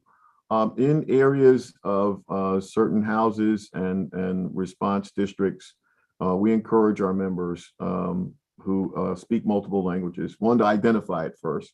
I never assume that a person speaks another language, but are they willing to go into communities and serve as not only ambassadors, but as a conduit to make sure that there's representation there. There have only been 2 times I've been on an incident where a person did not speak English or Spanish. One time it was French, and another time it was Portuguese. And I was able to reach out to an officer, a police officer, who was able to speak those languages. We have to do a better job of messaging, both for opioid responses, juvenile fire setters, but clearly looking at our census tract data for the incidents that we respond to and the demographics and the type of community, the smaller communities that we're responding to ensure that we put people in those places to make sure that we can communicate with them better. And that's the really only way to do it. But there's some question about the census now too. So we're waiting for the new census data. Thank you, Chief, and thank you, Madam Chair. Thank you, Alder Rodriguez. Alder Hurt. Any other questions? Thank you, Madam Chair. And the question I was going to ask has been asked, and I'm good right now. Thank you, Madam Chair. Thank you, Alder Hurt. Alder Gusney. Thank you, Madam Chair. I just have one last quick question. I know in the past and before the pandemic, there was a few different public education initiatives, including, I think one I recall is a partnership with the Red Cross to have folks make sure their smoke detectors and other detectors are up to date.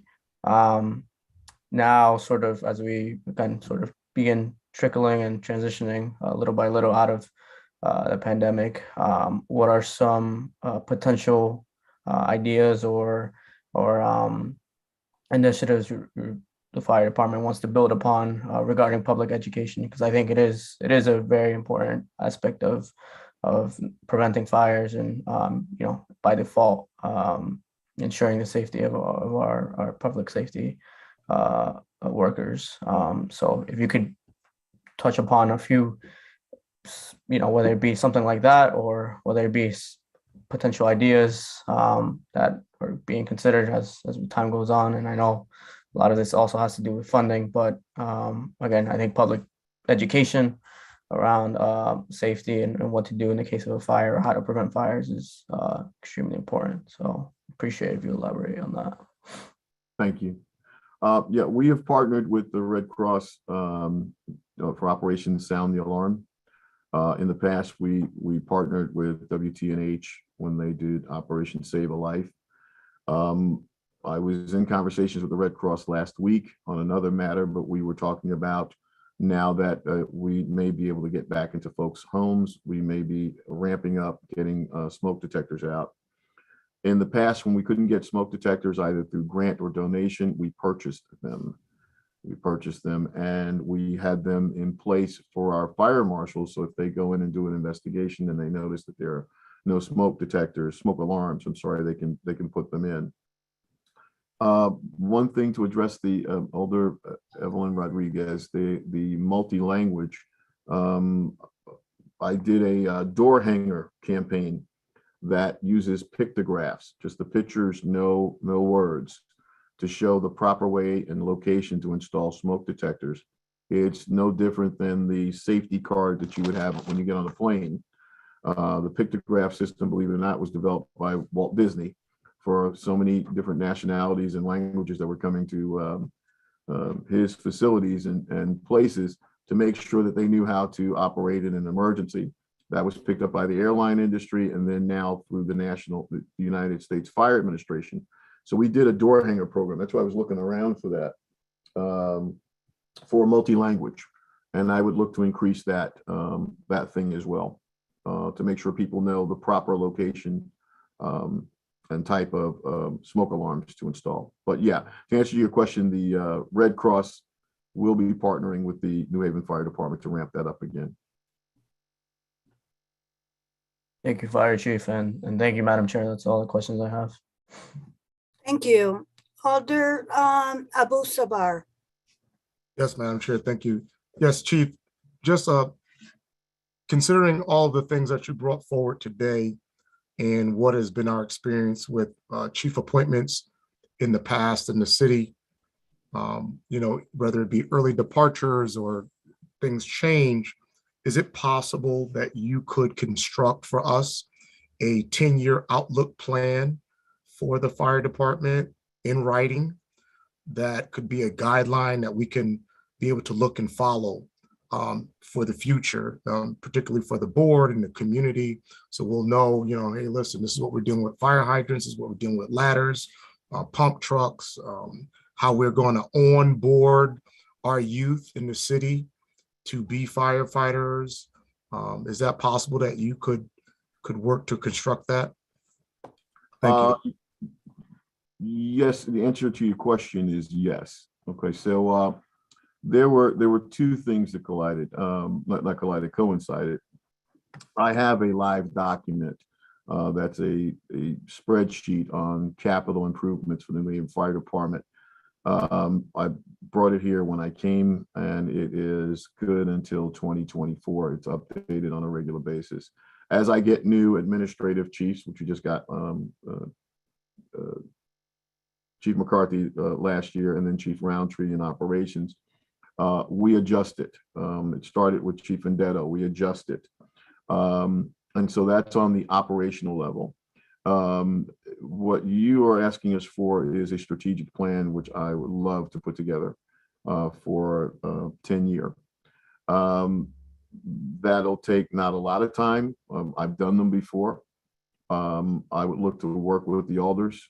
We have on the city's website right now that I put on, it is a community safety survey. If you go click on the city's website, it is not only educational because it says, are the numbers on your house large enough to be seen from the street?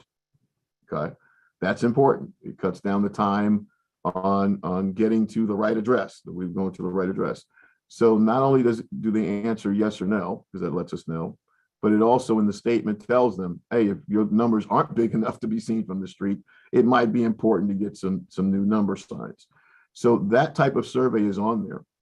We relaunched it when we got our management policy analyst about two months ago, and we'll be advertising that. That type of survey helps us connect to the community, but also gives us areas that we can pinpoint what we need to do. Then it becomes on the committee level with our departments, and then we go back to the community and have public meetings. Yeah, that can be done. Yes, sir. Thank you. And in the interest of time, should you get reappointed, we can pick this up in the Public Safety Committee. But thank you for sharing with us and being patient. Madam Chair, thank you. That concludes my question. Thank you, Alder Abu Sabar. And I will ask my question. Comes back to me again, goes round and round. Have you, I know when you first came, we talked about closing firehouses, and that hasn't happened. But from my understanding, there are some firehouses that are not up to par, per se. You know which one I'm speaking of. I don't need to say. And I know that when we spoke, we talked about issues of, are there other houses that are in need of repair? And what is the game plan going forward to ensure that our houses are safe for our firefighters? Because they eat, sleep, and drink there and work. Thank you for that question. And if I may indulge me, firefighters do not sleep. They rest between alarms. I'm sorry, they rest between alarms. Yes. Thank you, ma'am. Yeah, so engineering is in charge of facility upkeep and maintenance and large scale infrastructure issues.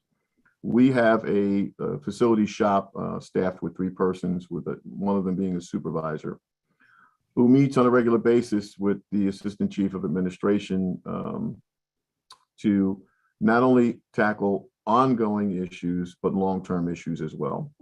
Some of those plans have been executed and some of them have not, to my satisfaction. But again, we are sharing the engineering department with citywide capital. And so there are sometimes larger issues that come before the city and come before the engineering department where they have to prioritize. And so as it got colder and as we looked at our firefighters inside of firehouses during this COVID time, looking at ventilation systems and making sure that they're safe and that there's room for them to be in the in certain areas, in congregate areas, we've met with engineering on a regular basis. And we do have a plan and outline for addressing those issues in those houses. Generators are always an issue. Ventilation always an issue. Heating and cooling. So yeah, those are ongoing discussions. They are on the regular basis with engineering in my department, my office. Thank you so much for that. That was something I wanted to ask you, and I thank you for that. And the other question was, what is your vision in the next 5 years? You went out 10, so I'm pretty impressed. But most of the questions that I wanted to ask were answered. And what I wanted to also say, Chief, is that I appreciate all the help that you gave the east side of the city when our bridge was down. You had that scenario played out for you before you even became chief.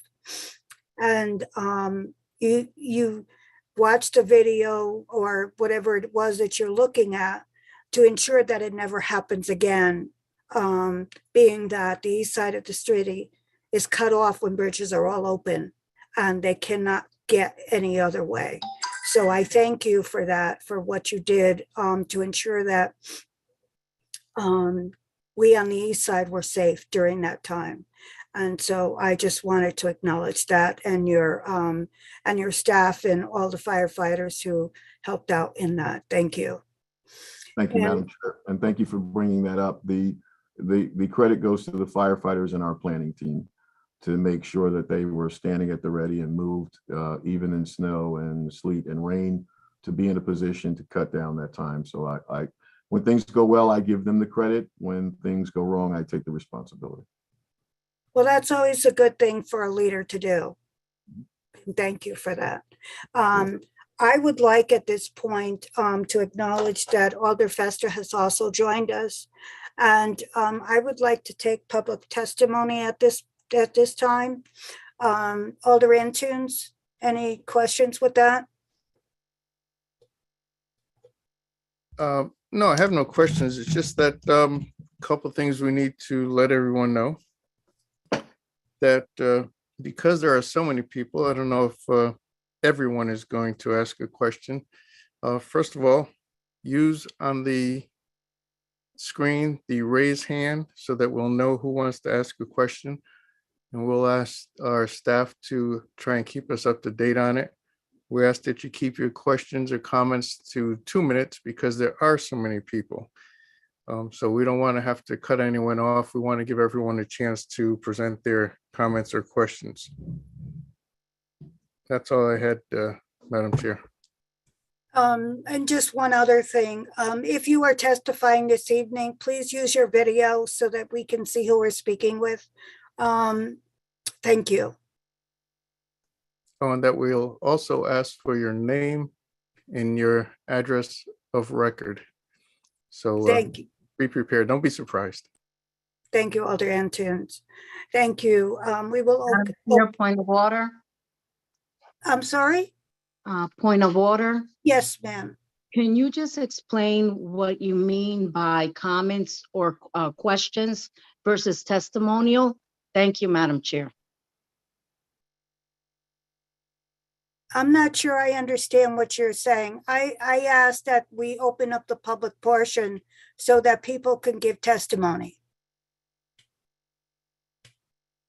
Yes, and Alder Antune elaborated and indicated there could be comments or questions additionally to the testimonial.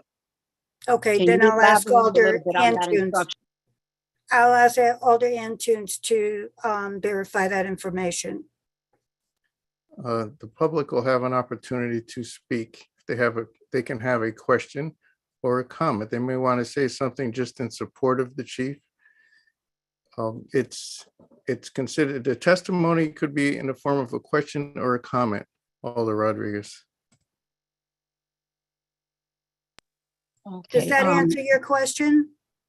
to an extent it does, but who would be answering the questions? Would it be the members of the Aldermanic Affairs, the committee members?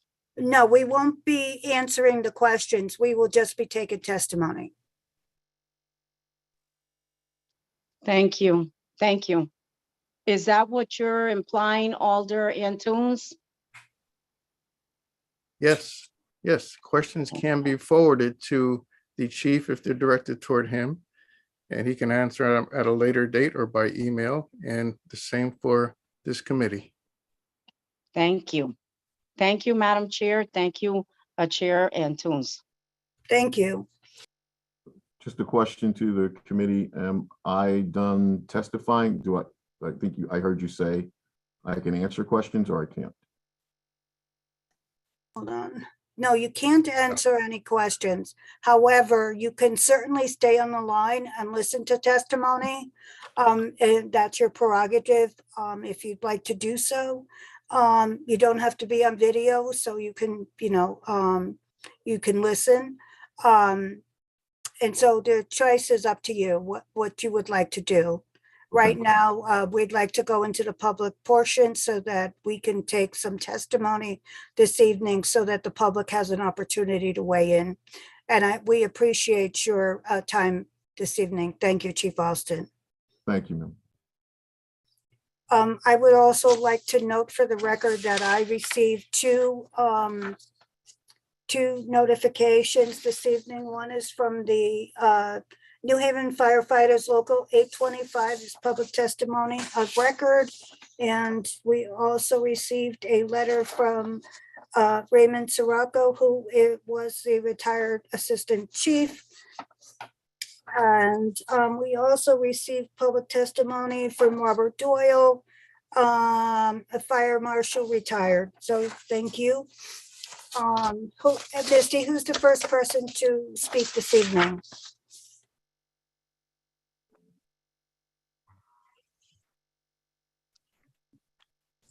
Good evening. Would that be myself? Vice President Daniel Del Prito, Local 825. Yes, you may speak.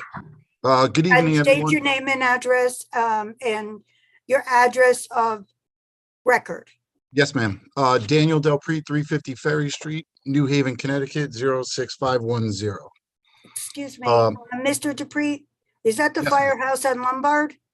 No, ma'am, it's the Union office on Ferry Street. Okay, we would need your address of record. Okay, that would be 105 Fountain Street, the firehouse in Westville, if you would need me to use that one. Or would you, 61 Mumford Road in New Okay. Haven, 06515, if that That's pleases. what we really need is your actual address. So if we need to send you something, we have your right address. Yes, Thank you. ma'am. The Mumford address would work. Good evening, members of the board. I would just like to touch on a couple of different topics.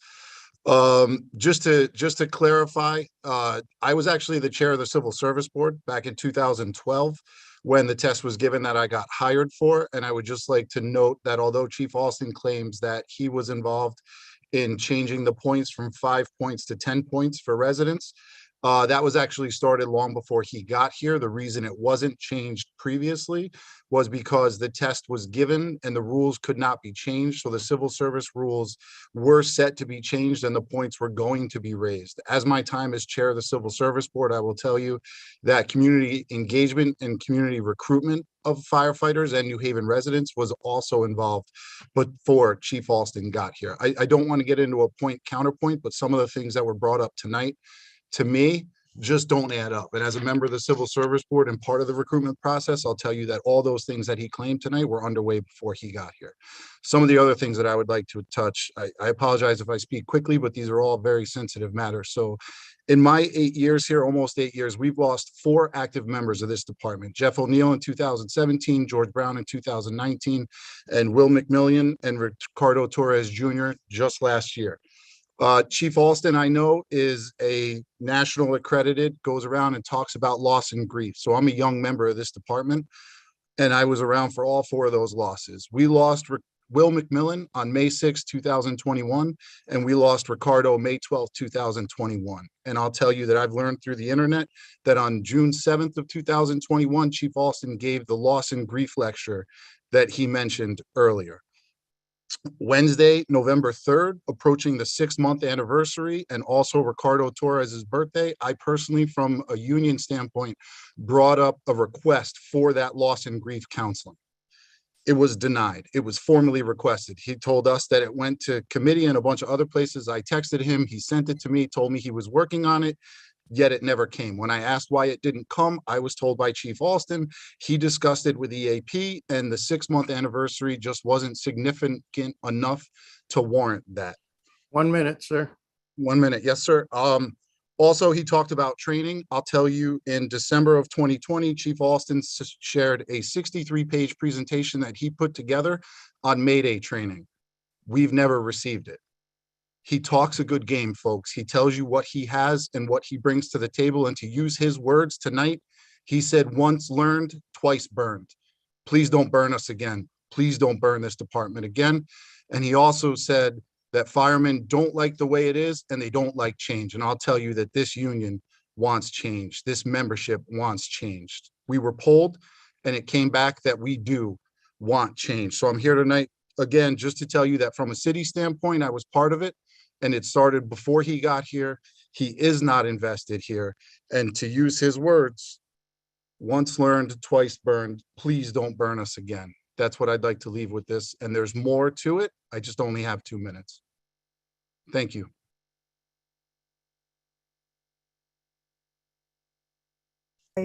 Thank you very much for your testimony this evening. I think we have now, thank you very much. We'll go on to Glenn Scott Pullen.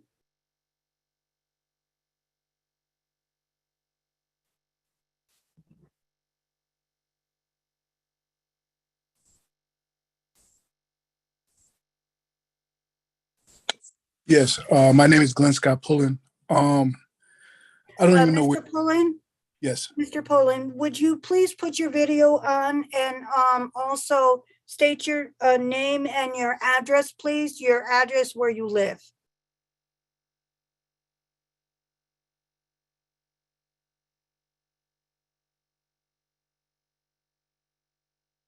Are you able to put your video on?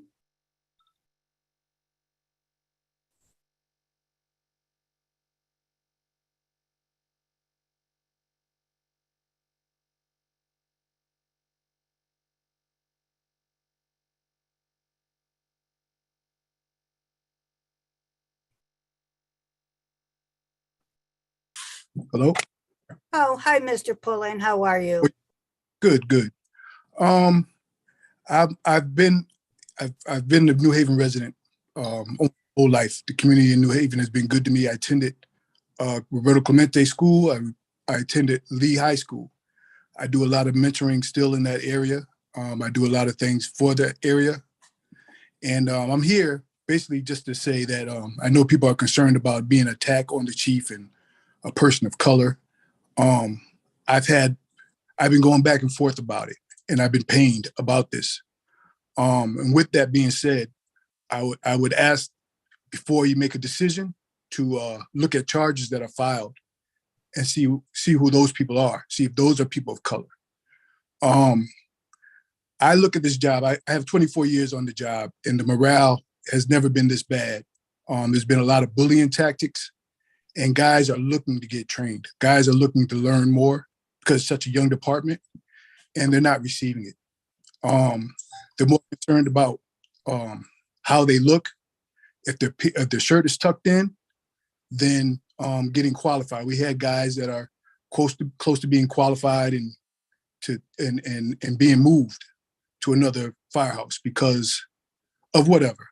Because there's such a big disconnect from upstairs and the firehouse. I've never seen it this bad. I've never seen the department, the apparatuses, the firehouses in such disrepair. I heard a lot of statements. I'm trying to keep my bearings because I've heard so many untruths and things that weren't done in those statements. I don't want it to be an attack on the person of color, but the individual. And not everything is his fault, but he has to be held accountable for it. I really don't have too much to say because I don't want to get off track, but I'm really concerned about my fellow constituents. I've been disciplined for standing up for guys. I go up. I'm on the e-board, and I got the most votes. I have 24 years on the job. New Haven's been good to me, and I tell the story all the time. My father was a New Haven detective.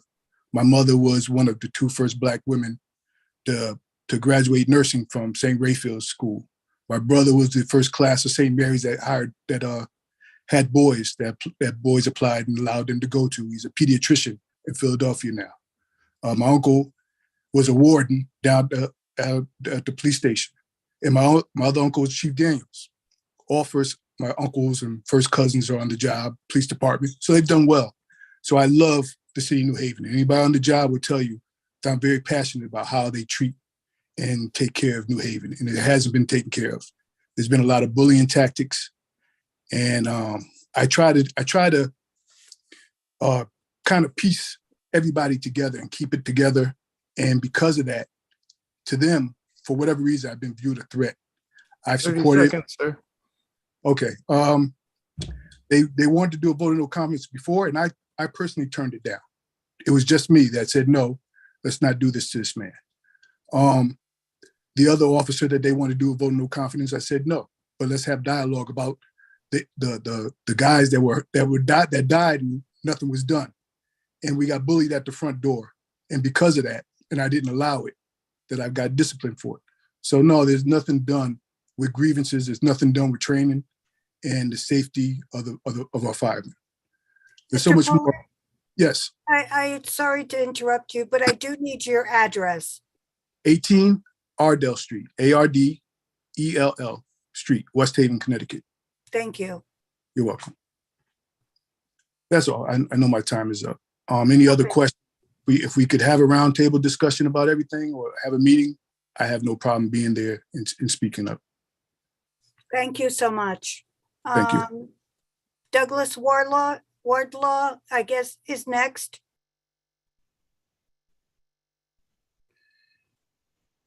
Hello, how are you? Good, thank you. Can you be I on bel- video, please? Yes, ma'am. And There we go. state your name and address for the record. Sure. My name is Douglas Wardlaw. I live at 96 Beverly Road, New Haven, Connecticut. I am currently the supervisor of fire investigation with the City of New Haven Fire Marshal's Office. I appreciate the opportunity to speak to you, Madam Chair. Thank you so much for this opportunity, as well as the rest of the Aldermanic board. I really would like to take this time. I thought closely on what I wanted to present. Am I going to sit and defend each item on the letter from the union board and benefit of Chief Alston? But as a 20-year veteran, I'll be 20 years in June. I just think that it's just time for this department to heal. And when I say heal, I am not referencing the obvious horrible loss that we've had over the last couple of years, but just heal as far as the in-house bickering and we are in the business of saving lives. We are a brotherhood and a sisterhood. I have yet to see, it took me 15 years to see a promotional exam. And when I finally did, I successfully got promoted twice. Before John Alston came, we were stagnant when it came to promotions. Folks want to make allegations that this man's not vested in this city. I've seen John Alston at more city functions than I've seen in my 20 years. I've seen more promotions of folks that look like me at chief level positions than I've seen in my 20 years. I would like to remain civil in this small piece that you guys are giving me the opportunity to do. But how can you expect a man to take a job that has been problematic for decades and repair it in 5 years? I appreciate this man's tutelage. Folks that have the opportunity to speak to him, to learn from him, to take advantage of his very open door policy when we've had past chiefs not even allow us to call the third floor, never let come up and make an appointment to discuss their issues, we'll just leave it at issues. 30 seconds. I appreciate him. Thank you. Thank you, sir. I appreciate him. This man is not perfect, but no one is but the man above. I would like to see him get an opportunity to finish what he has committed to do in this city. I would like for folks to appreciate what he's done so far, but also no one's perfect. And with the cooperation of this entire department and the firefighters in general, I think that we could make this department smoother, efficient, and safe. And also, in the meantime, boost this morale, which it badly needs. Thank you so much for the opportunity. Thank you so much, Mr. Wardlaw. Our next person is Kenneth Hulse.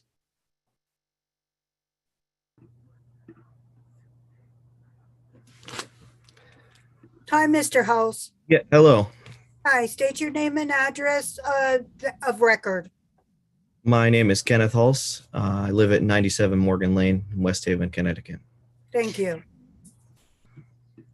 I am a lieutenant with the New Haven Fire Department, stationed at Engine 15 at the Westfell Fire Station. I'm also a member of the executive board for the New Haven Firefighters Union, and I'm here before you to speak tonight on behalf of the membership. I would like to specifically address Chief Alston's lack of leadership in two areas of the department, the paramedic program and the out-of-service fire hydrants. Since 2014, this department has lost over a dozen paramedics to other departments or to promotions within the department. Everywhere I've read online refers to Chief Alston as being a recruiting expert. We haven't seen it. There have been and continues to be an actor in the position of EMS 5, the person who is in charge of our entire medical program. There's currently only one medic in the recruit class that is in the academy right now. Earlier, you heard him speak about taking credit for adding a third unit. The third unit was added and the call volume increased. But the last time we hired a full paramedic class that graduated from the academy was in October of 2016. That was 2 months before Chief Alston was officially sworn in. We have medics who are regularly ordered in for extended shifts because we haven't filled the vacancies. We feel that more needs to be done to recruit medics to come to New Haven. And until tonight, we have heard no plan to replenish their ranks. He spoke about accepting lateral transfers, but the union has been advocating for any method of adding medics for years.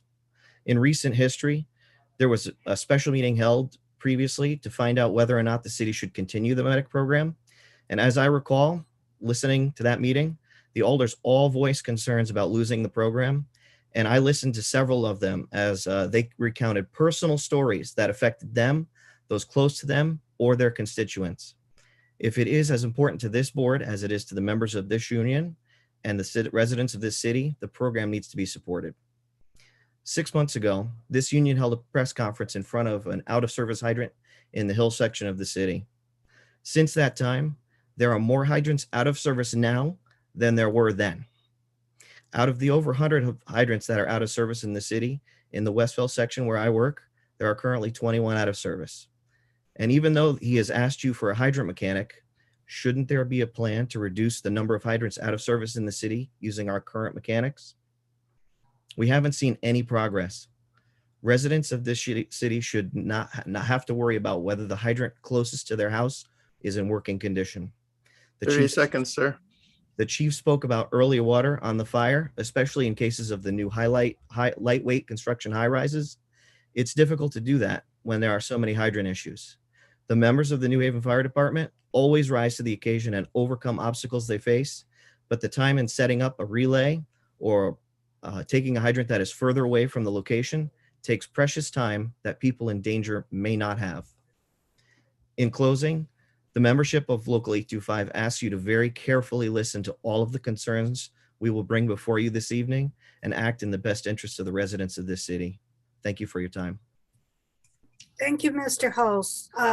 Mr. Cannon, you're up next.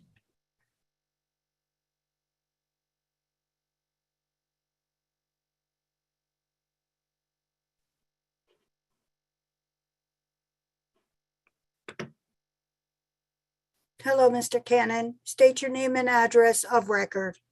Good evening. Patrick Cannon, New Haven Firefighters, Local 825 President, 350 Ferry Street, New Haven, Connecticut. Go ahead. Thank you. Good evening, Madam Chair and Aldermanic Committee members. I've appeared before you many times as the president of this union. New Haven firefighters and alders, we share a common bond. We both have the responsibility to protect the neighborhoods and citizens of New Haven. We are both accountable to the members of my department and to your citizens in your neighborhoods. Your citizens include your spouses, your children, your parents, your aunts, uncles, cousins, friends, loved ones, neighbors. This is a very important concern of the New Haven firefighters. John Austin's a very likable guy. Chief, more polished, a lot of questions that he answered tonight. A lot more likable than me, I'm sure. But I'm representing a membership that is coming to you with their concerns that things are not getting done. You're hearing it from us, sincerely. He's accomplished a lot in his career. I won't take that away from him. He's accomplished some things here in New Haven. I won't take that away from him. But to sit here and say they're not concerns from our membership and to hear all the details of what he may have accomplished, it's up for debate. I don't have enough time to debate with you tonight. I'm only allotted 2 minutes.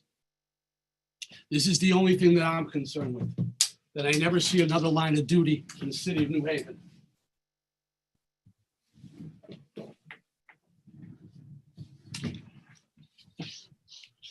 Most of you members know me. I'm straight up. I've seen you many times over many other issues. I don't beat around the bush. I'm telling you right now that I understand this is the reappointment of Mayor Elicker. And I understand that John Austin will probably be the chief nominated in the next meeting. and pass through. I'm asking for accountability for the sake of your spouses, your children, your parents, your uncles, your cousins, your friends, your neighbors. 10 months ago, I sounded the alarm. We need staffing, we need training, we need hydrants. I try to relay that to you because that's the closest connect I can get to the citizens to understand that they're in jeopardy. 30 seconds, sir. Not only is the citizens in jeopardy by not replacing those and taking care of those hydrants, but our members are. Now I'll work with John Alston because I'll have to, because you're going to pass him through. New Haven firefighters, we share a bond with the Board of Alders. We have to show bravery. I need you to show bravery to make sure that everyone is accountable, especially the mayor, for this appointment. And I'll work with both of them, but I want accountability to make sure everything, all your concerns, some great concerns that you presented to the chief tonight, that we don't just take it for granted that what he's saying is true. I need this going forward to make sure that we all understand that we as the New Haven Fire Department work together with the Board of Alders to make sure that all the citizens in New Haven are all taken care of. I truly appreciate your time. I wish I had more. Thank you. Thank you, Mr. Cannon. Mr. Stephen Cousin. Good evening. My name is Stephen Cousin, and I live at 105 Lowen Avenue, New Haven, Connecticut, zip code 06515. Thank you, Madam Chair, and to the members of the Public Safety Committee. I serve as the chairman of the Fire Commission for the last few years, and actually been serving on the board for the last 5. Myself and Chief Alston came on around the same time. And I'm here tonight to strongly support his reappointment as the chief of the fire department. When I came to the city of New Haven in 2013, one of the major issues that we had within the fire department was the lack of diversity among all ranks. But that was the number one issue that kept coming to me and to my community. And what Chief Alston has done, putting another class, 3 classes in the last 5 years, all over 70% minority women, is remarkable. Where I had the pleasure to actually sit down and interview the potential candidates. And one gentleman just stated, for the fact that he was able to receive an interview, that's all that mattered to him. Just to be sitting before us. He never thought he would have an opportunity to become a firefighter. And because of the process that Chief Alston implemented, he was at the table being interviewed before going to the academy. That is remarkable.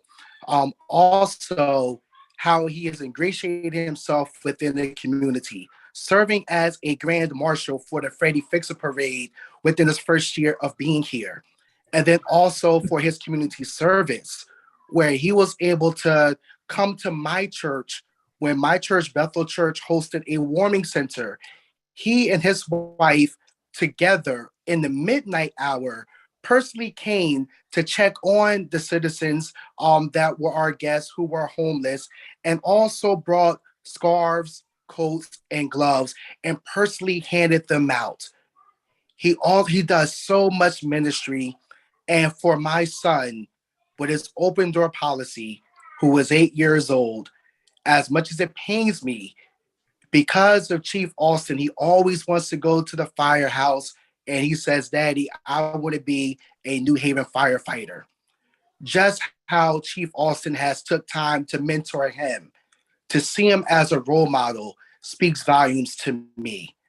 This man strongly deserves to be reappointed. There is so much more work to do within this community, within this department. And I say with the 5 years done, look at his body of work. And I know that it's only going to get better from here. 30 seconds, sir. And I was the one, the pastor, who eulogized firefighter McMillan. And I was also there at the hospital that night when Lieutenant Samar Rankins was severely injured and Ricardo Torres lost his life. I personally saw the pain and agony in Chief Alston's eyes, leaving the hospital at 6 o'clock in the morning to go to Engine 6 to address the firefighters and how much he was hurt, how much he was broken. I know he cares about this department. And I believe that strongly support them. Thank you so much. Thank you, Mr. Cousin. Boise Kimber, you're up next.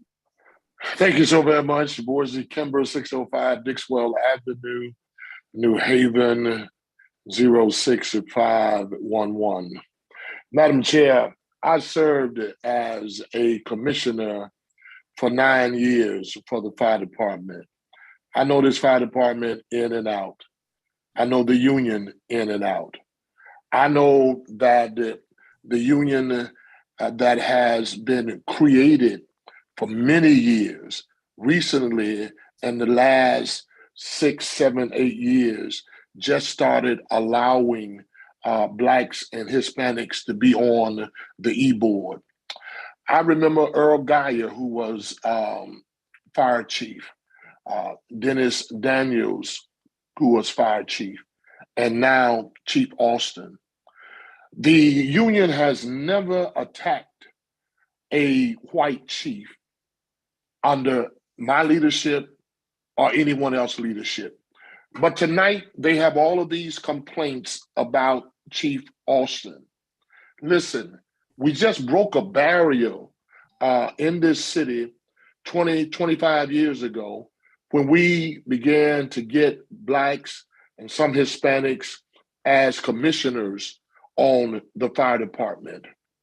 I believe tonight that the Chief Austin has done a great job in bringing this department back together. The good thing about this department, and maybe it could be a bad thing about this department, they don't like people telling them what to do, how to do it, and when to do it. This is a paramilitary department here. And there are certain things that must be done and certain things that must be said to them. And so tonight, I stand in support of Chief Austin. And by the way, Madam Chair, some of the same union people carried me to court because I did not vote to allow 19 white male officers without any females and one Hispanic to be promoted. And so we went to the local court, the federal court, and then went to Supreme Court, and they won in the Supreme Court.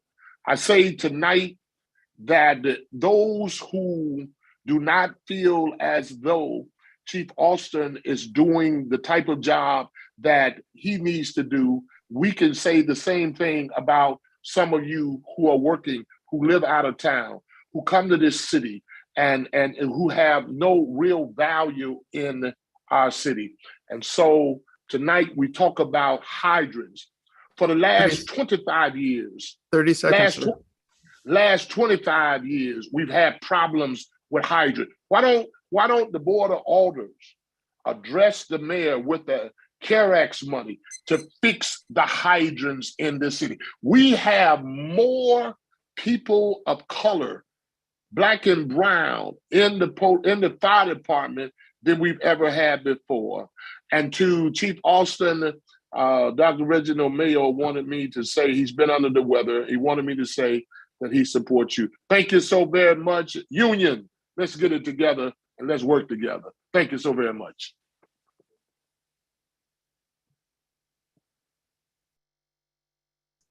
You're muted, Madam Chair. I'm sorry. Thank you, Reverend Kimber. There's a Mr. Bellamy. Is he on the line? He is. We'll bring him in. Because he was the next person up.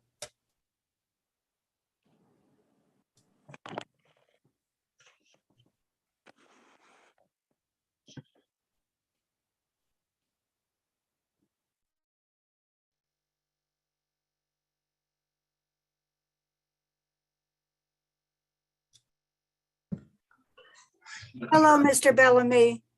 Hello, how you doing? Hi, my name is Gerard Bellamy. I live on 201 Putnam Street, New Haven, Connecticut. I am also a captain here at the fire department. I'm also a part of the E-board. Also here in New Haven, I was born and raised here. I've been working on this job for 14 years. This is the time that we really need a good leader. Through all the deaths, through all the hard times that we've had, this has definitely, for me and for a lot of members, been the lowest the morale has been. I've heard all these people discussing Chief Austin. He's a great speaker. I have nothing personally against him. Oh. I personally do not think that our department has the morale that it should have. And there's a lot of guys that are hurting. I would like to see whoever the chief is going to be to make sure that they reach out and make sure that their members are good all the time. Again, I also served in the Marine Corps.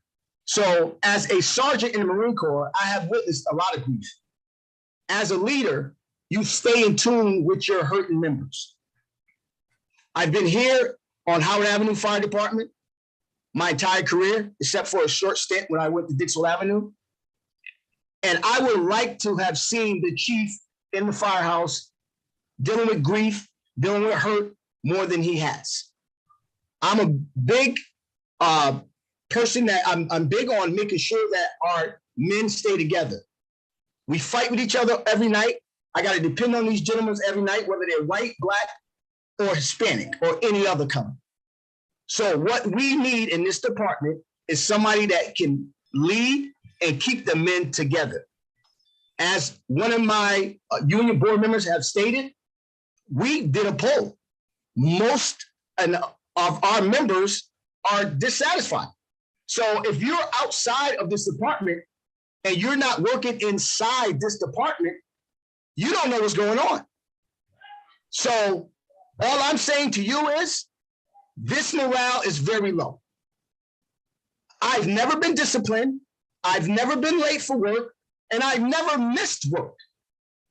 I'm here all the time for my men and women and make sure they get what they need. I would like to see this department flourish. We definitely have to have someone in charge that can lead these men and women, and we all be on the same accord.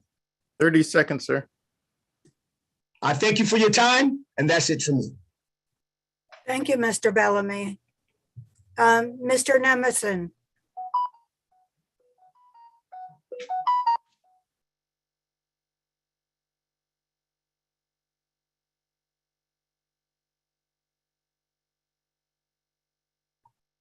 Mr. Nemerson, you're muted.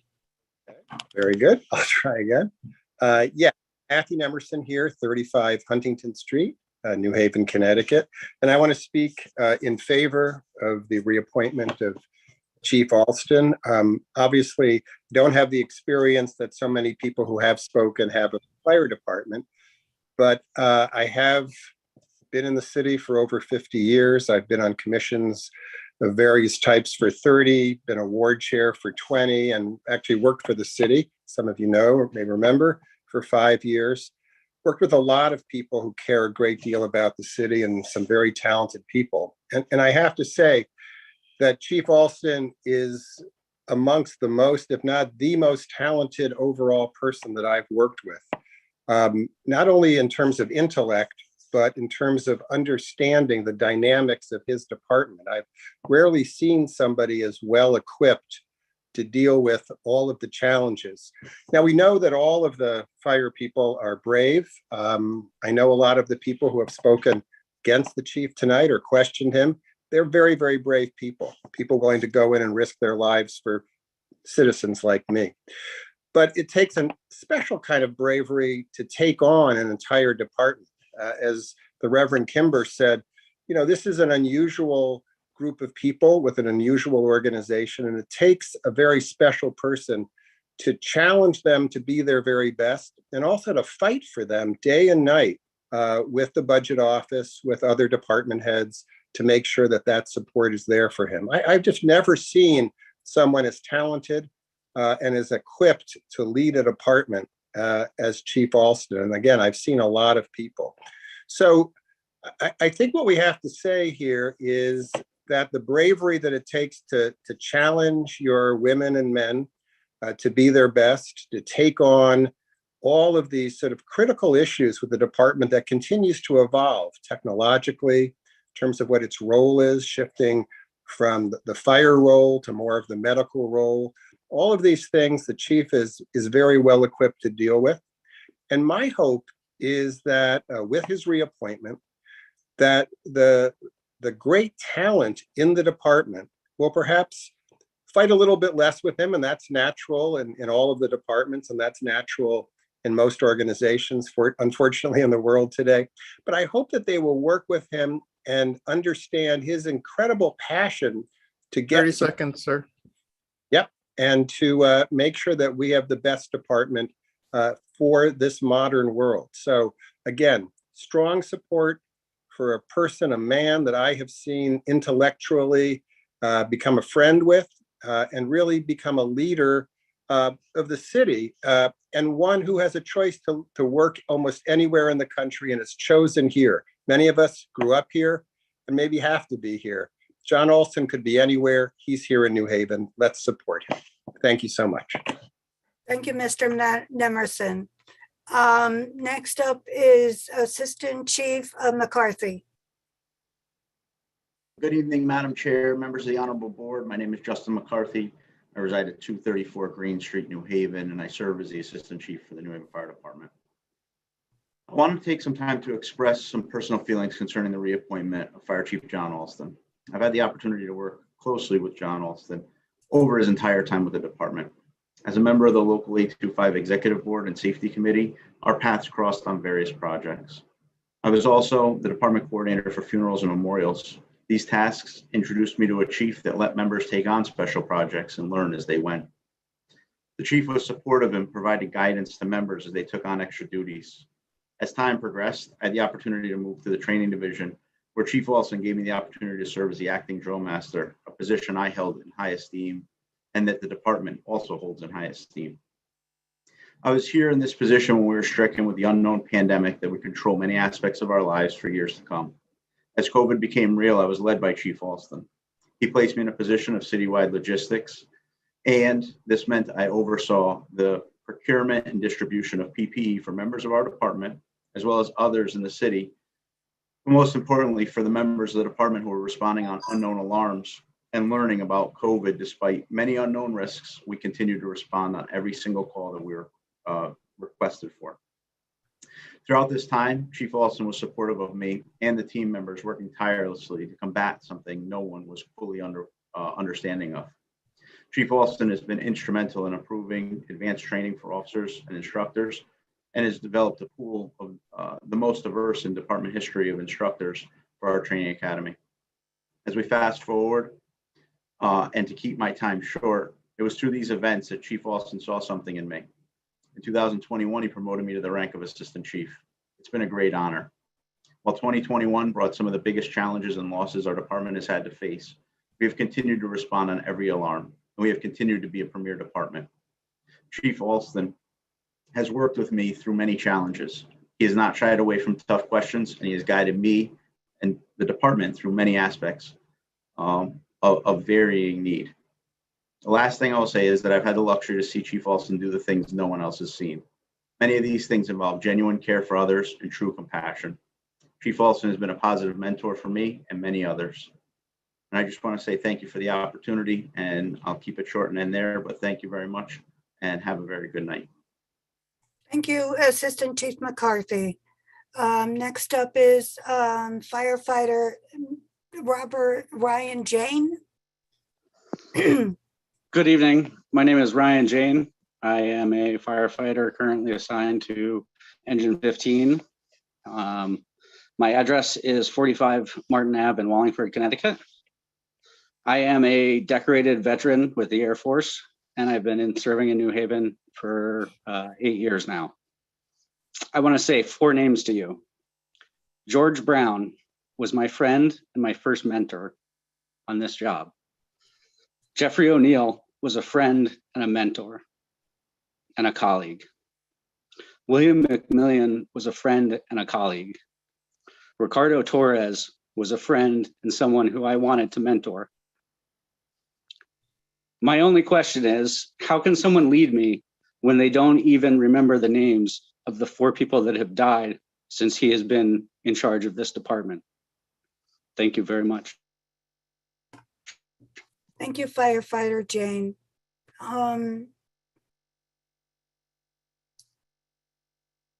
Misty, who do we have next coming on? David Hartman is joining us. Thank you.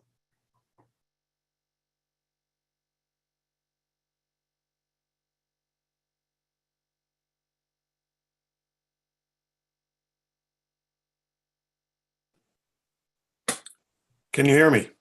Yes, Mr. Hartman, how are you this evening? And state your name and address for the record. My name is David Hartman. I live at 343 Alden Avenue in New Haven, Connecticut, 06515. I have 3 little pieces of paper in front of me that I've been jotting down some notes, and I've shuffled them about 6 times already since this meeting started because it makes sense to me in every combination. I'm on the Board of Fire Commissioners for the City of New Haven. I served New Haven in public service for 25 years as a police officer and spokesman. I served before that in public service for almost 2 decades with the American Red Cross, and that is where I got to know the fire service from the outside looking in, of course. And I knew some of the most amazing fire chiefs that this country has ever seen. All right. But when I knew those fire chiefs, it was much more in the sense of fighting fires rather than the computer and technical aspects of these. I have the utmost confidence in Chief John Alston. He is someone who in New Haven's history is one of the most qualified, both in the administrative side and on the top tiered firefighting side as well. Chief Alston is a lauded leader in his field, recognized as such by service managers across the country. And it takes a truly remarkable chief to balance the prerequisite needs of a large department with the working knowledge of so many disciplines, so many of these disciplines very new. I know 30 seconds, Captain Antunes. When I heard from one of our former police chiefs, he said to me, he goes, he says, once a police chief or a chief in any sense takes over a department, a new department for them, morale is at its lowest. And when that chief leaves, morale is at its lowest. And I challenge the leadership of the members to knock on Chief Alston's door.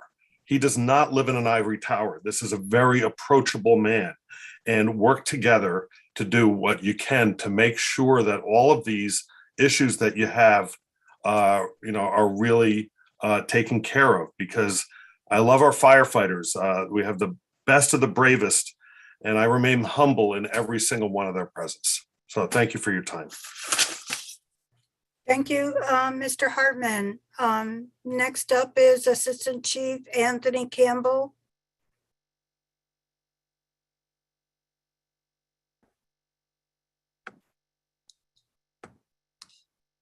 Can't seem to get the video to go. We had you on with the video a minute ago.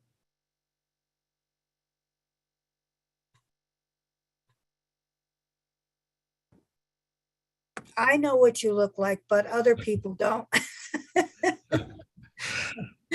Thank you, Paul. I appreciate it. Anthony Campbell, Assistant Chief of Police, Yale University PD, 2 Breckenridge Court, Hampton, Connecticut. I just wanted to speak on behalf of Chief Ronell Higgins, who could not be here tonight, and for myself as the former Chief of Police for the City of New Haven. I've worked very closely over the years when I was chief in New Haven, and since being here at Yale with John Alston. He is the tantamount of what professionalism is. He is the change agent, and I believe that whenever you're a change agent and someone who literally could work anywhere in this country but has chosen New Haven, people who experience change do not always appreciate it. But that doesn't change the fact that change needs to happen. As you've heard from many of the constituents who have spoken before me, the change that he has brought to the department has been positive. He's changed the face of the department.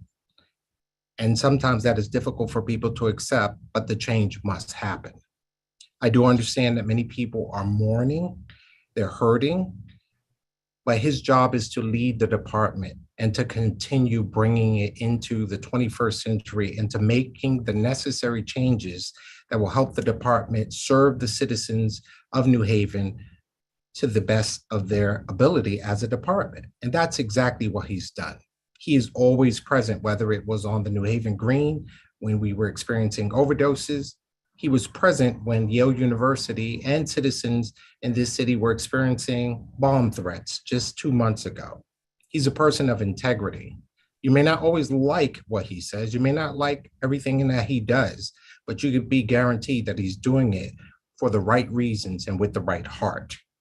This is a man who has vision, and that's why the New Haven Fire Department has done so well and is going to do even better in his next term. I'm confident that the alders will not only appoint him, but that those who are part of the executive board will come to their senses and support him so that he could continue the positive change that he's brought about in that department. I thank you for the opportunity to speak on his behalf, and I look forward to working with John Alston as the fire chief as I continue my work here at Yale University, making sure that all the citizens of New Haven are safe. Thank you. Thank you, Assistant Chief Campbell. Next, we have Miguel Pittman. Please state your name and address of record.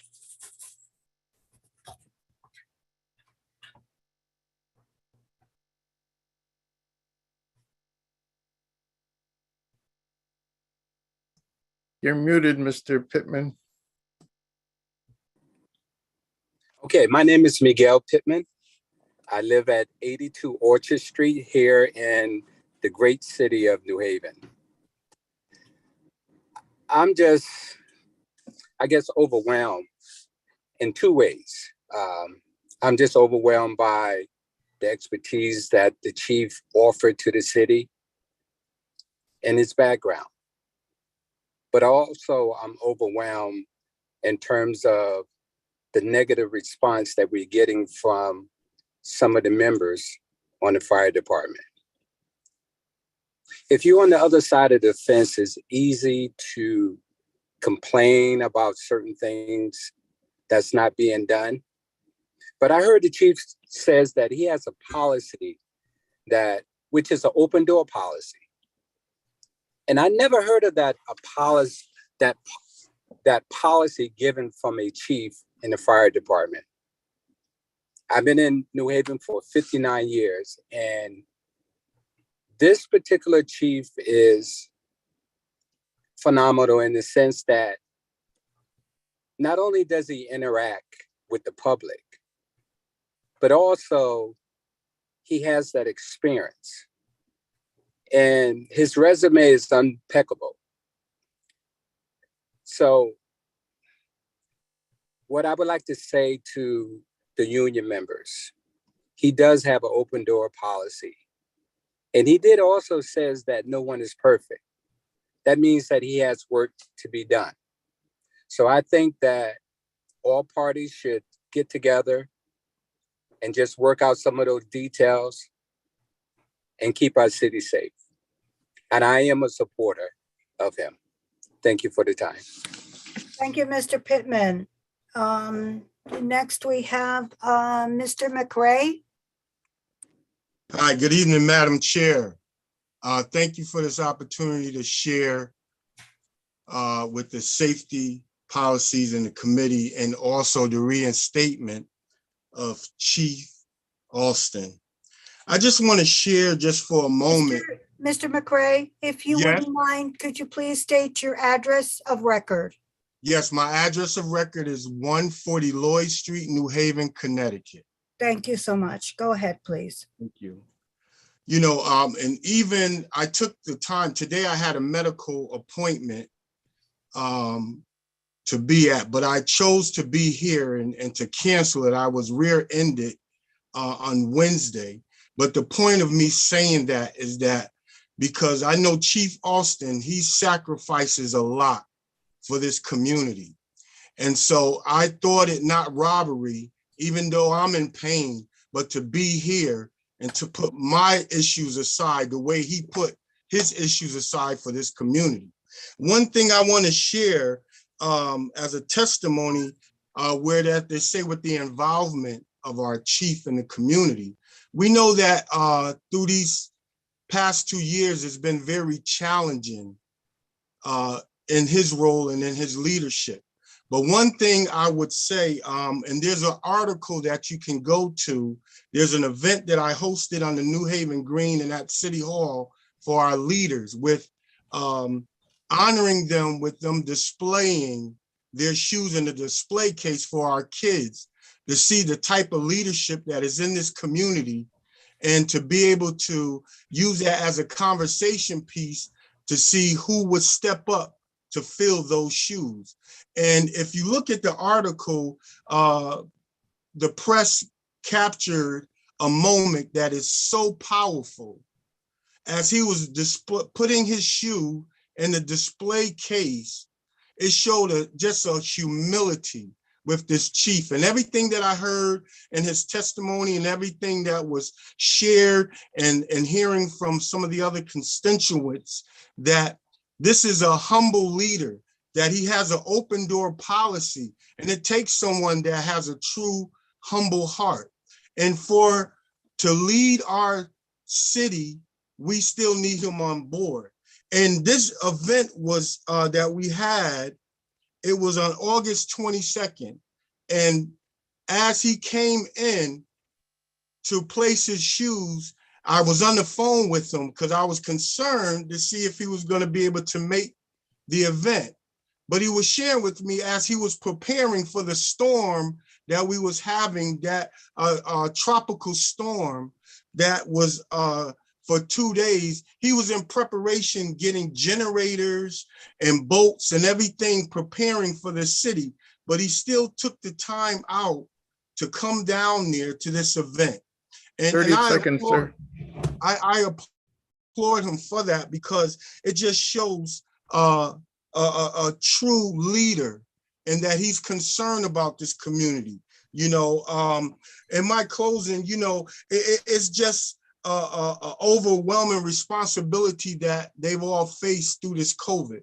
And he's been very instrumental in helping in this community. There's also, as I was hearing, speaking about the grieving process, there's also, and Michael, I don't want to take no more time, but there's some things that there's an event that we put on hold for the grievers and those that are grieving, and we wanted to do something for the Torres family that we're going to do because of the COVID situation. And thank you for your time, and I wish I had more time to share, because Chief Austin, we need to keep him as the leader of our fire department at this time, because he has a vision and his vision is not blurred. Thank you very much.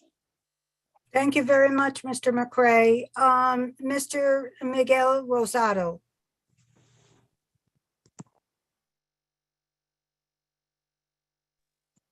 Yes. Your name and address for the of record. Yes. My name is Miguel Rosado. I live at 106 McDermott Circle, Hamden. Thank you. Go ahead, please. Thank you. Thank you for the opportunity to speak. I'm a battalion chief with the City of New Haven Fire Department. I've been on this job for 14 years. Some of the things that I would like to speak about are safety and training, and particularly training. Through Chief Austin's testimony, he had stated that he trains his command staff. I happen to be one of those individuals on his command staff. I have been a battalion chief now for about 16 months. Not one day has gone by where I've received 5 seconds worth of training from John Austin. The majority of our command staff has not received any training from John Austin. That tactical worksheet that he spoke of is something that's not existent to chief officers. When he spoke of Chief Vendetto actually formulating that plan and putting that together, I was one of the individuals that assisted with putting that tactical worksheet together. Chief Austin, by way of communication, tends to take credit for a lot of things that he has not actually started or done. He has taken over certain things, but has actually taken credit and does not give credit to those that have come before him. Back to the training issue. He said that he audited the entire fire department. He noticed that chief officers were marking training incorrectly. Well, I'm going to speak about that. Every officer that gets promoted should receive company officer training. The most that officers receive here is a short 3-day program where a lot of the time is spent just trying to fill it with something to do for the day. They're not even receiving the proper training that they should during that 3-day span. So therefore, it starts back up at the top with Chief Austin. How can officers document the correct training if they were never shown the correct thing to do or how to train another individual? Like I said before, I have 60 months as a chief officer and never received an ounce of training on this department. I have reached the level I have by putting myself through courses and classes. Chief Austin also attested to issuing or having fire officer programs delivered to this department. I can tell you that those programs started in 2014 and 2015, well before his tenure.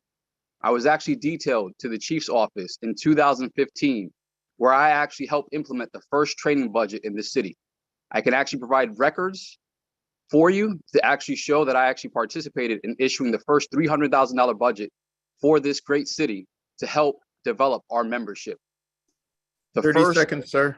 Yes, sir. The first core recruit class that he speaks of, that he wants to take credit for this current class, did not happen for class in class 62. It actually happened in class 59, once again, before Chief Austin's tenure. A lot of the training was actually done and established before he got here. It's actually diminished since his arrival. Chief Austin is a very well-known speaker. He has plenty of webinars that he hosts through his For Trust company officer business, as well as his ability to go speak at FDIC, which he will in the upcoming months. But yet none of that stuff has ever matriculated through our department down to our members who need it the most. We are so young where we actually need to be led and guided, and that has not occurred here in this department. Thank you very much. Thank you. Thank you. The next person to speak would be Lieutenant Cadero. Would you state your name and address of record, please? And you have 3 minutes. Hello, my name is Ian Cordero. I'm lieutenant on the New Haven Fire Department, serving the Hill community on Engine 11. Thank you for the opportunity to speak. I know morale has been questioned Address, often. sir? Oh, sorry, 18 Edward Street, East Haven, Connecticut. New Haven, born and raised. Thank you for the opportunity to speak. I know morale has been spoken about a lot. I don't want to pay too much attention to that since it's been covered a lot, but I do implore commissioners, reverends, and alders alike to visit the firehouses to get a pulse of the firefighters working to see what morale is actually like. But I'd actually like to talk about a couple points that Chief Austin raised tonight that I'd specifically like to address. So he mentioned that, he got to sit 35 applicants recently. There was a 2-year list, and he only got to sit 35 applicants out of, he said, 1,000 members, and used COVID as a reasoning for the delay. However, we've seen our police department hire many members during the same time. He said he established a regular testing schedule. However, he and the city failed to adhere to the parameters of said MOU establishing those guidelines, and this is setting up the city for legal recourse. The department, I'd like to challenge the thought that the department is still a Class 1 ISO rating. I don't think we fit that anymore. The radios he purchased have no contingency or maintenance plans at this time, and that has led to maydays that we've had in the past. He established a rescue company, which provides less coverage and safety for the public, and that's indicated in the recorded call volume. The rescue didn't provide anything additional that wasn't already accomplished with the 2 squad companies. With losing the 2 squad companies, we lost 2 apparatus that could put fire out and respond to EMS calls. And because we lost those apparatuses, we currently have our call system that is strained, and it's developed wear and tear on our apparatuses. Our fleet has and continues to be decimated comparatively to Hartford, who holds around 10 shop mechanics. We have about 3 that lead us. We have 3 currently, and this is what's led us to borrowing apparatus from different cities, as you guys all know, from Hartford. And this has never happened in the department. We typically were the city that provided apparatus to others.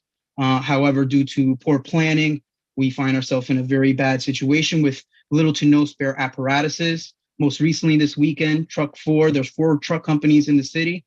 Truck 4 has often went out of service with no spare apparatus, leaving the city with only 3 apparatus. Today, my company had to ride an apparatus, a spare apparatus with no working heat and sub below or sub freezing temperatures.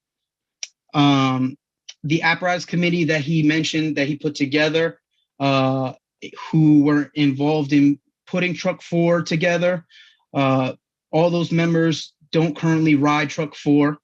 The grant for SCBAs that they initiated years ago and never 10 seconds, sir.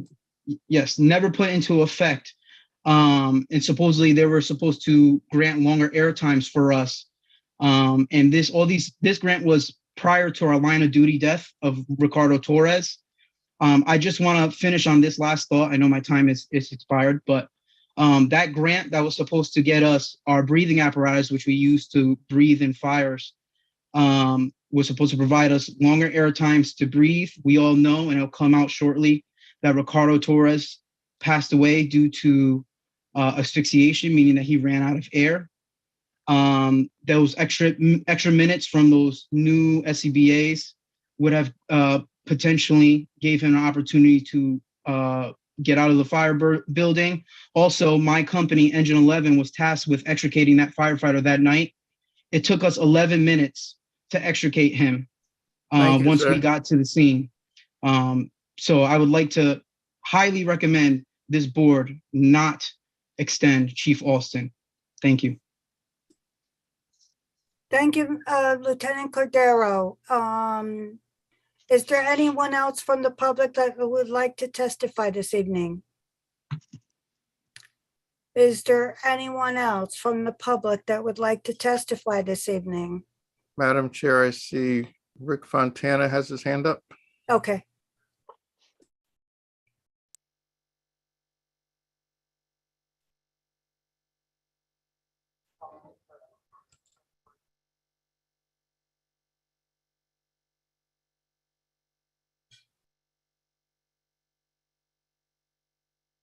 Mr. Fontana, name and address for record. You have 2 minutes, Oh, sir. there you are. Sure. Good evening, Madam Chair, Vice Chair Antunes, and members of the Aldermanic Committee. My name is Rick Fontana, 12 Lakeside Drive, Orange. As you know, I'm the Director of Emergency Operations for the City of New Haven. I'm here tonight as you review the mayoral reappointment of Chief John Alston. I've been in my position with the city since September 2008. Prior to that, I served as a career firefighter for 30 years. I also served on the Fire Chief Selection Committee when Chief Alston was recommended as the best candidate to serve as New Haven's next fire chief in October 2016. It was an honor to serve on that committee to listen to each candidate, weighing on the strengths, weaknesses, opportunities, and threats that each candidate brought to the table. There were some good ones for sure, but John Alston stood out as someone different, a progressive individual that had excellent ideas and knows how to promote the fire service.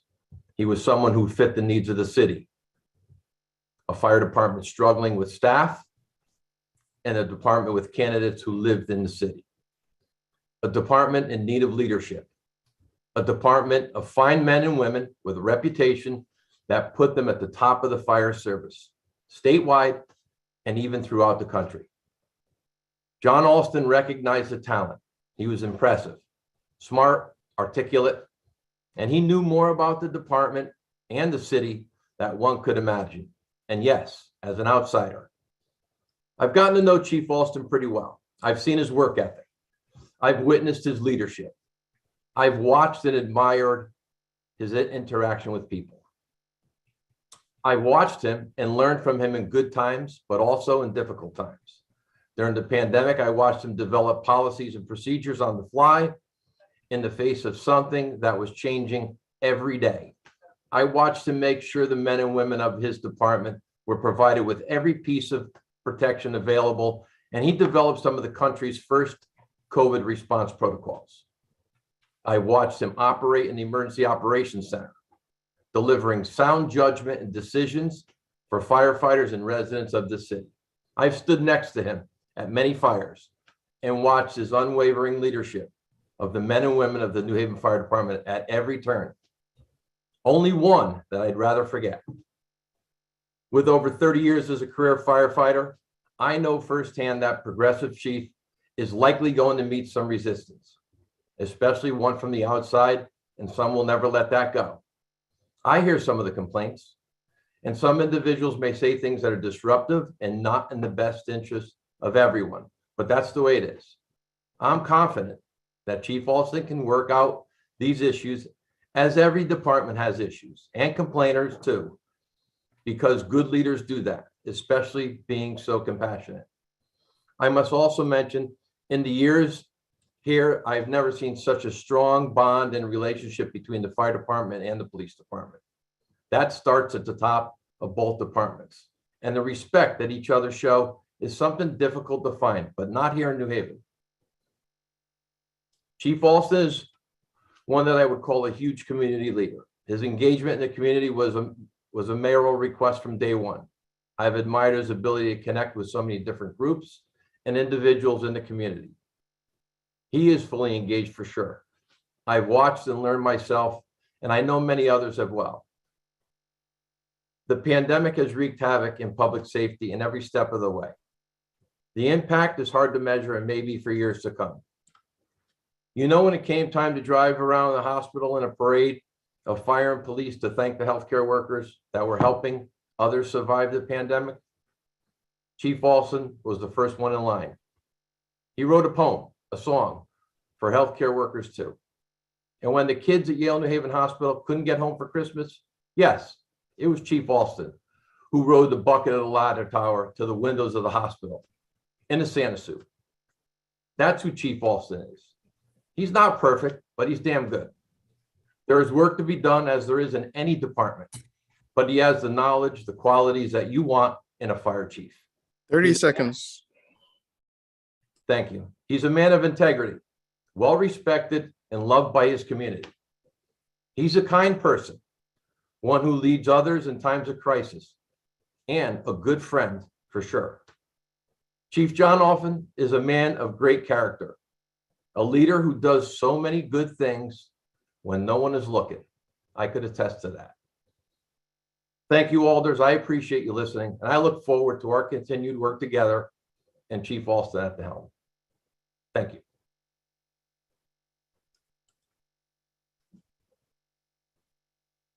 Thank you, Mr. Fontana. Sorry, I had my speaker on off. Is there anyone else from the public who would like to testify this evening? Who has not testified this evening? Is there anyone else who would like to testify this evening who has not testified already? Madam Chair, I saw CAO Rush Kittle's hand up. Okay. Russ Kittle, Ms. Russ Kittle, did you want to speak this evening? Okay. Unmute yourself.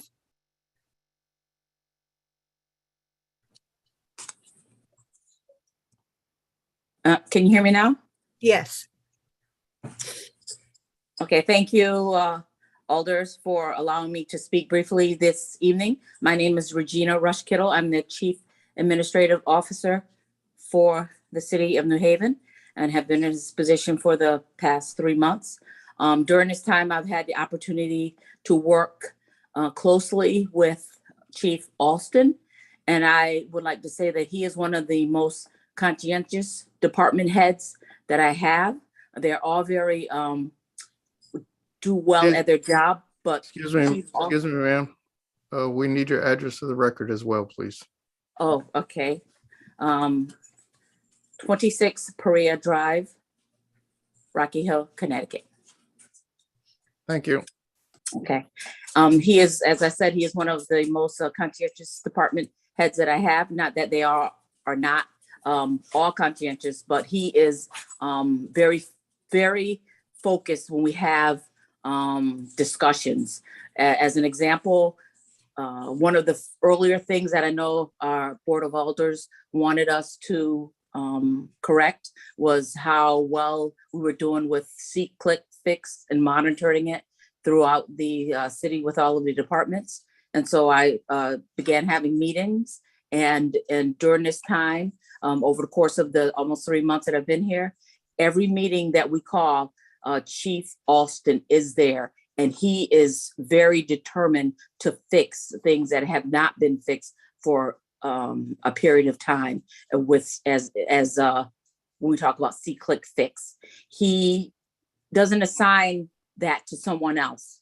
He is at every meeting to assure that he is on top of it. So that's just one example of how he works and how well he does his job as a chief.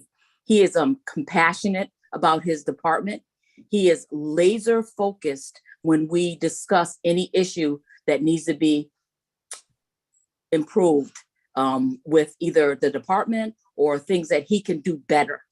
And he has come through, or if he is not completed that mission, we go back and have those discussions again and again. He tells me what he's going to do and how he's going to make those things better. And he is very focused on ensuring that diversity, equity, and inclusion is throughout the department, not only at the recruit level, but every level, as it should be within every department. Our departments should look like our community, and he is focused on ensuring that happens at every level in the New Haven Fire Department. And so I just wanted to be here to support Chief Alston, and I want to ensure that for the next 4 years, he is our fire chief, and that we will work together here in the city of New Haven. Thank you. Thank you, Ms. Rush Kittle. Thank you so much for your testimony this evening. Is there anyone in the public who has not testified this evening that would like to testify at this time? Is there anyone from the public who has not testified this evening that would like to testify at this time? Madam Chair, I see Stephen Ortiz hand up. Okay.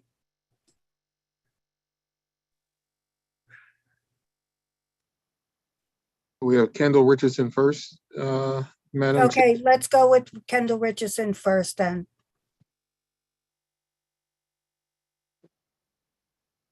Hello? Yes, Mr. Richardson? Oh, okay. I couldn't tell if my video was on. Yes, How you doing, Ms. Kendall Richardson? 130 Olive Street, New Haven, Connecticut. Thank you. Captain in New Haven Fire Department. Been on the job for 14 years, New Haven resident. I also served in the United States Marine Corps. My stand is conflicted. Personally, I don't have a specific personal issue with the chief. I do have my little issues that I do have, but I'm also a member of the E-Board. And as a member of the E-Board, as a member of Dixwell Station, and a member of, and a leader in the firehouse, I get all these concerns from the membership. And I feel like it's my responsibility to voice those concerns that are brought to my attention. Personally, Chief Alston has been a part of my progression through the ranks. So I don't have a personal issue. He's checked on me personally. But my issue is that, and it's been brought up to me by multiple people and as well as myself, is members want to see him more. I'm the officer of Ricardo Torres, right? I was also his instructor in the academy. So a lot of the pain and issues that come with Rico resonate with myself and especially my shift. But a lot of our members at Dixwell Station haven't seen much from him visibly at Dixwell Station in the past 6 months at minimum. And that's one of the major concerns we're having. Another major concern is the lack of concerns feeling like they're being addressed. One of them being the fact that our gear isn't maintained properly, which can also open us up to the hazards that are associated with cancer, such as the buildings getting properly ventilated, fixed properly. So, I mean, I don't really want to go into a whole bashing session. I just would like to see more accountability when it comes to every level, especially coming from the top. We haven't really seen the chiefs at our firehouses as much. I've seen Chief McCarthy because he has a different level of consideration when it comes to our members. He's always been on the line. He's made his way up through the ranks. He's been a member of Dixwell Station, so he's been by the firehouse. But the chief's office, specifically the chief of the department, the assistant chiefs, we would like to see them more and more engaged with the members that are actually hurting still. 30 seconds, sir. Continue to try to look out for those members that are still hurting from losses of Ricardo. We lost Will. We got members that are out with cancer concerns. We have members that are out with mental concerns. All of these people that need to be addressed and that are hurting still, that need to be felt like they're valued. So that's all I have to say. Thank you. Thank you, Mr. Richardson. Mr. Ortiz.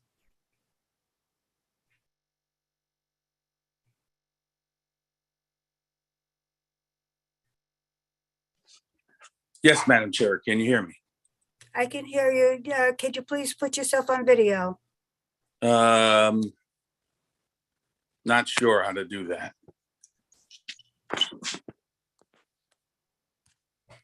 Are you on a phone or a laptop? I'm on a phone. There should be a way that you can do it.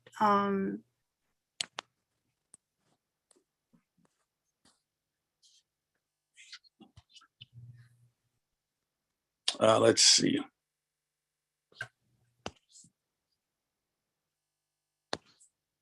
Are we there? No, I can hear you. Okay. I'm trying. I'm sorry. Is the voice good enough? The voice is good enough, but normally we have people that are testifying to speak with video. But give me your address, please. The address of Sure. Mr. Ortiz. Yes, sir. Yes, ma'am.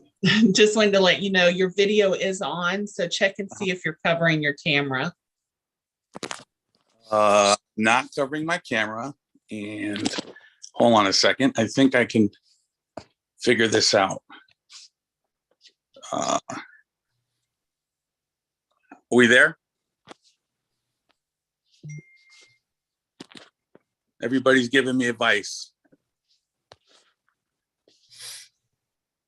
Okay. No, still no video? I don't know, Misty, can you see him? It's on, but it just went off now. Oh, it's back on, but it's black. Okay, well, in the effort of time, let's just go on to, you're going to give us your address, Mr. Ortiz? Yes, 60 Soundview Terrace, New Haven, Connecticut, lifelong resident of the city of New Haven. Basically, I don't have anything personal against Chief Austin. When he came to this fire department, we definitely had a lot of challenges, and a lot of the problems that were here, he kind of inherited. So having said that, I've been on the fire department for 23 years, and I've seen a lot of change throughout, some good, some not so good. But speaking about tactics and change, Chief Austin said that firemen don't like change and they don't like the way things are. Personally, on a personal level, I don't like to be broad brushed like that. I feel that we do accept change. I think we want to change. I think Chief Austin's trying to make change. But at the end of the day, in my 23 years, the only major change I've seen in this fire department is that we went from a 5-alarm ability fire department to a 4-alarm ability. Our response times have increased due to the lack of apparatus and due to the change in tactics. 2 minutes is not long enough to get into it, although the chief has been given 40 minutes to explain himself. I think there needs to be further meetings. I don't think that the alders should decide tonight or without having an open meeting again, because there's a lot to be covered and a lot to be talked about, and more information will surely arise. So having said that, I'm not necessarily in support of rehiring the chief, but again, I would never dare to tell the alders what to do. Again, personally, I think we need to move on. I think we need change. And my hope is that it would come from within, but that hasn't happened. And again, it's just my personal opinion. And I thank you for your time. Thank you, Mr. Ortiz. Mr. Naftali Ortiz.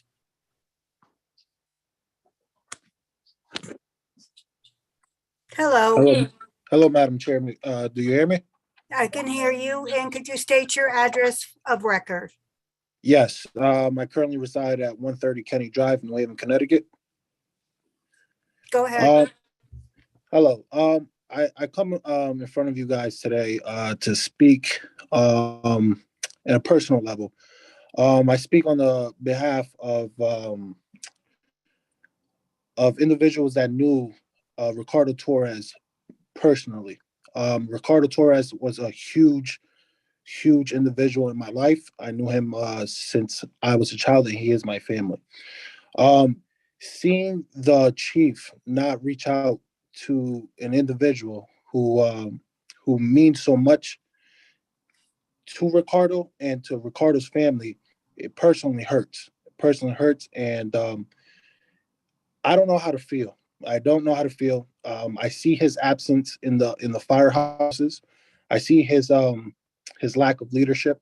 I currently was promoted in December, and I took a 4-day class, and I was only taught by one chief, and that was his second to command. And I was told that Chief Austin was supposed to attend and teach how to read smoke class. Never showed.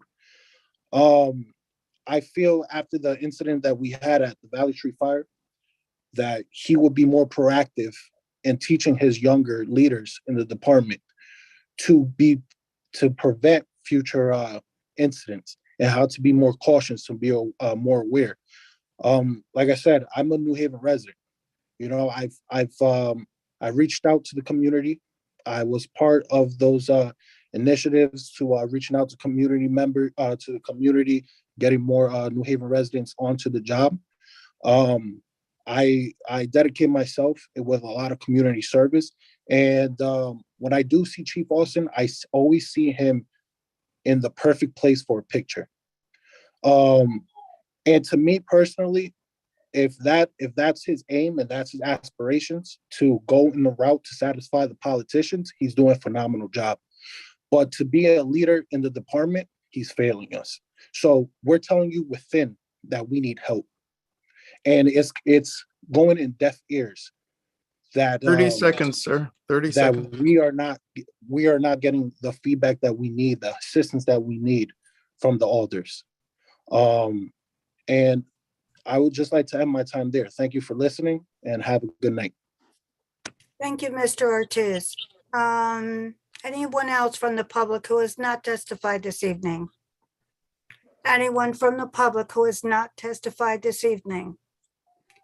Anyone from the public wishing to testify this evening who has not testified?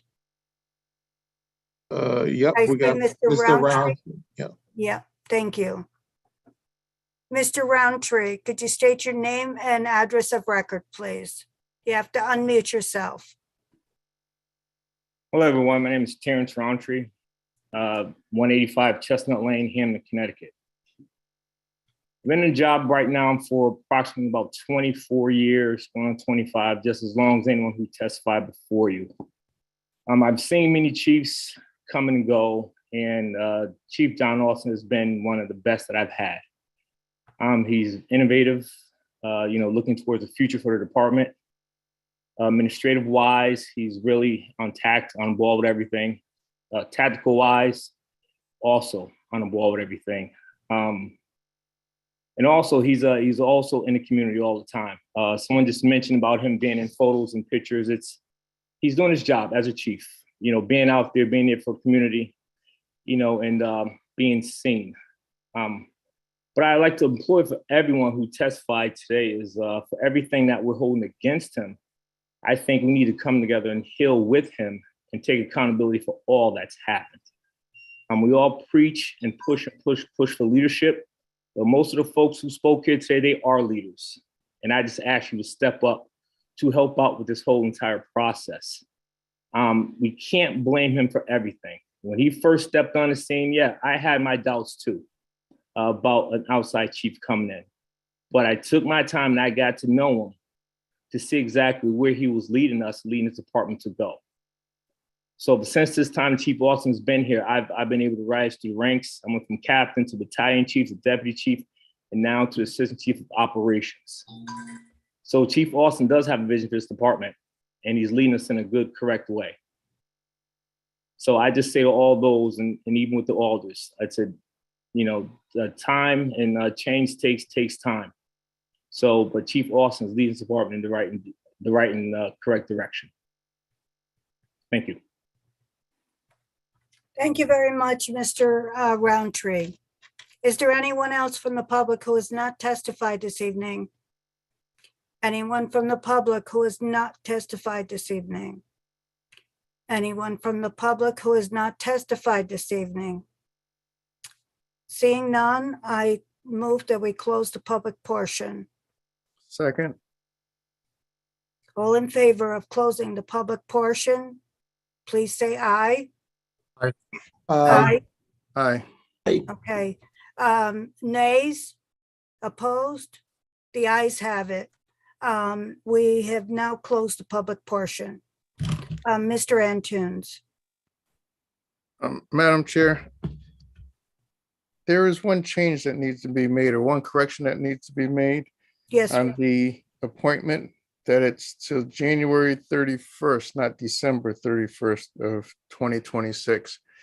Will we get the mayor's office to make that change before we have any further meetings on this? It'll be made on the record, and it will be reflected in a new letter. Yes, that goes out to the chief. In addition, we can request a letter, but it would go to the alder of the area in which he's in. Which ward he's in is what I meant to say. So we can ask that it also be sent to leadership. Okay, thank you. I would also request that someone please make a motion tonight after moving the item for discussion. Thank you. Thank you, Mr. Antunes. Would you like to make a motion, Mr. Antunes? Alder Antunes. Thank you for the promo. It's we won't have the time to go forward with this in the proper or the normal order, so there wouldn't be any discussion. So I would at this point then make the motion that we request a change in that date would formally put on the record by the mayor's office, from the mayor's office. Is there a second? Second. Okay, all in favor of making that change, say aye. Aye. Aye. Aye, and no opposed. The ayes have it. So we have made the motion to change the date, an extension of his date of appointment. We will, we could have some discussion, but we will not be voting on the item this evening, as if we will be discharging it to the full board, as there is no time to have a first and second reading. That's why I went into it earlier today, so that I explained to you why sometimes we have 30 days in order to comply to be in compliance, we don't have enough time to do first and second readings. So our mechanism is to do a motion to discharge. Right. Well, I understand that, Madam Chair, and I understand under this situation, we would not have discussion. So my motion would be to close the meeting. Second, excuse me, we need to read and file the workshop. I move that. Oh, Oh, yes, I rescind my motion then. okay. The motion to read and file. Second, I'll second Alder that motion. DeCola, the motion was to have the workshop presented as a read and file, and it was Correct. seconded by Alder Rodriguez. And all in favor, say aye. Aye. Aye. Opposed? Okay, the ayes have it. Mr. I don't know why I keep calling you Mr. I want to say Chief Captain Antunes after that was said a couple of times this evening. Alder Antunes. Oh, I answered to most of it. I now make the motion to close the meeting. Second. It has been moved and seconded. All in favor of closing the public portion? Closing the meeting. Madam. Closing the meeting, I apologize. Closing the meeting, say aye. Aye. Aye. Chair, Yes, Alder Rodriguez. do we not have to make a motion to discharge the item to the full board? No, we do not. Okay, thank you. Thank you. Thank you for that. Yes, all in favor, say aye. Aye. Aye. Opposed? No? Okay, the ayes have it. Aye. Oh, okay, Alder DeCola. Thank you all so much, and thank you all colleagues that stayed with us throughout the whole meeting. We truly appreciate your fortitude to stick in with it as we have. And normally our meetings do not go this long for Aldermanic affairs. Usually they're an hour, maybe an hour and a half. So you got the full brunt of it, you two colleagues who are new to the committee. So I appreciate it and thank you. And I'm starting to lose my voice.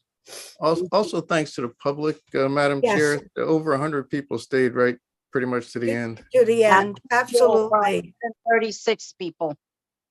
Unbelievable, the amount of people who were in attendance this evening that were here to hear testimony, and we truly appreciate the public. Thank you. Good night, Thank all. you. Good night, everyone. Thank you.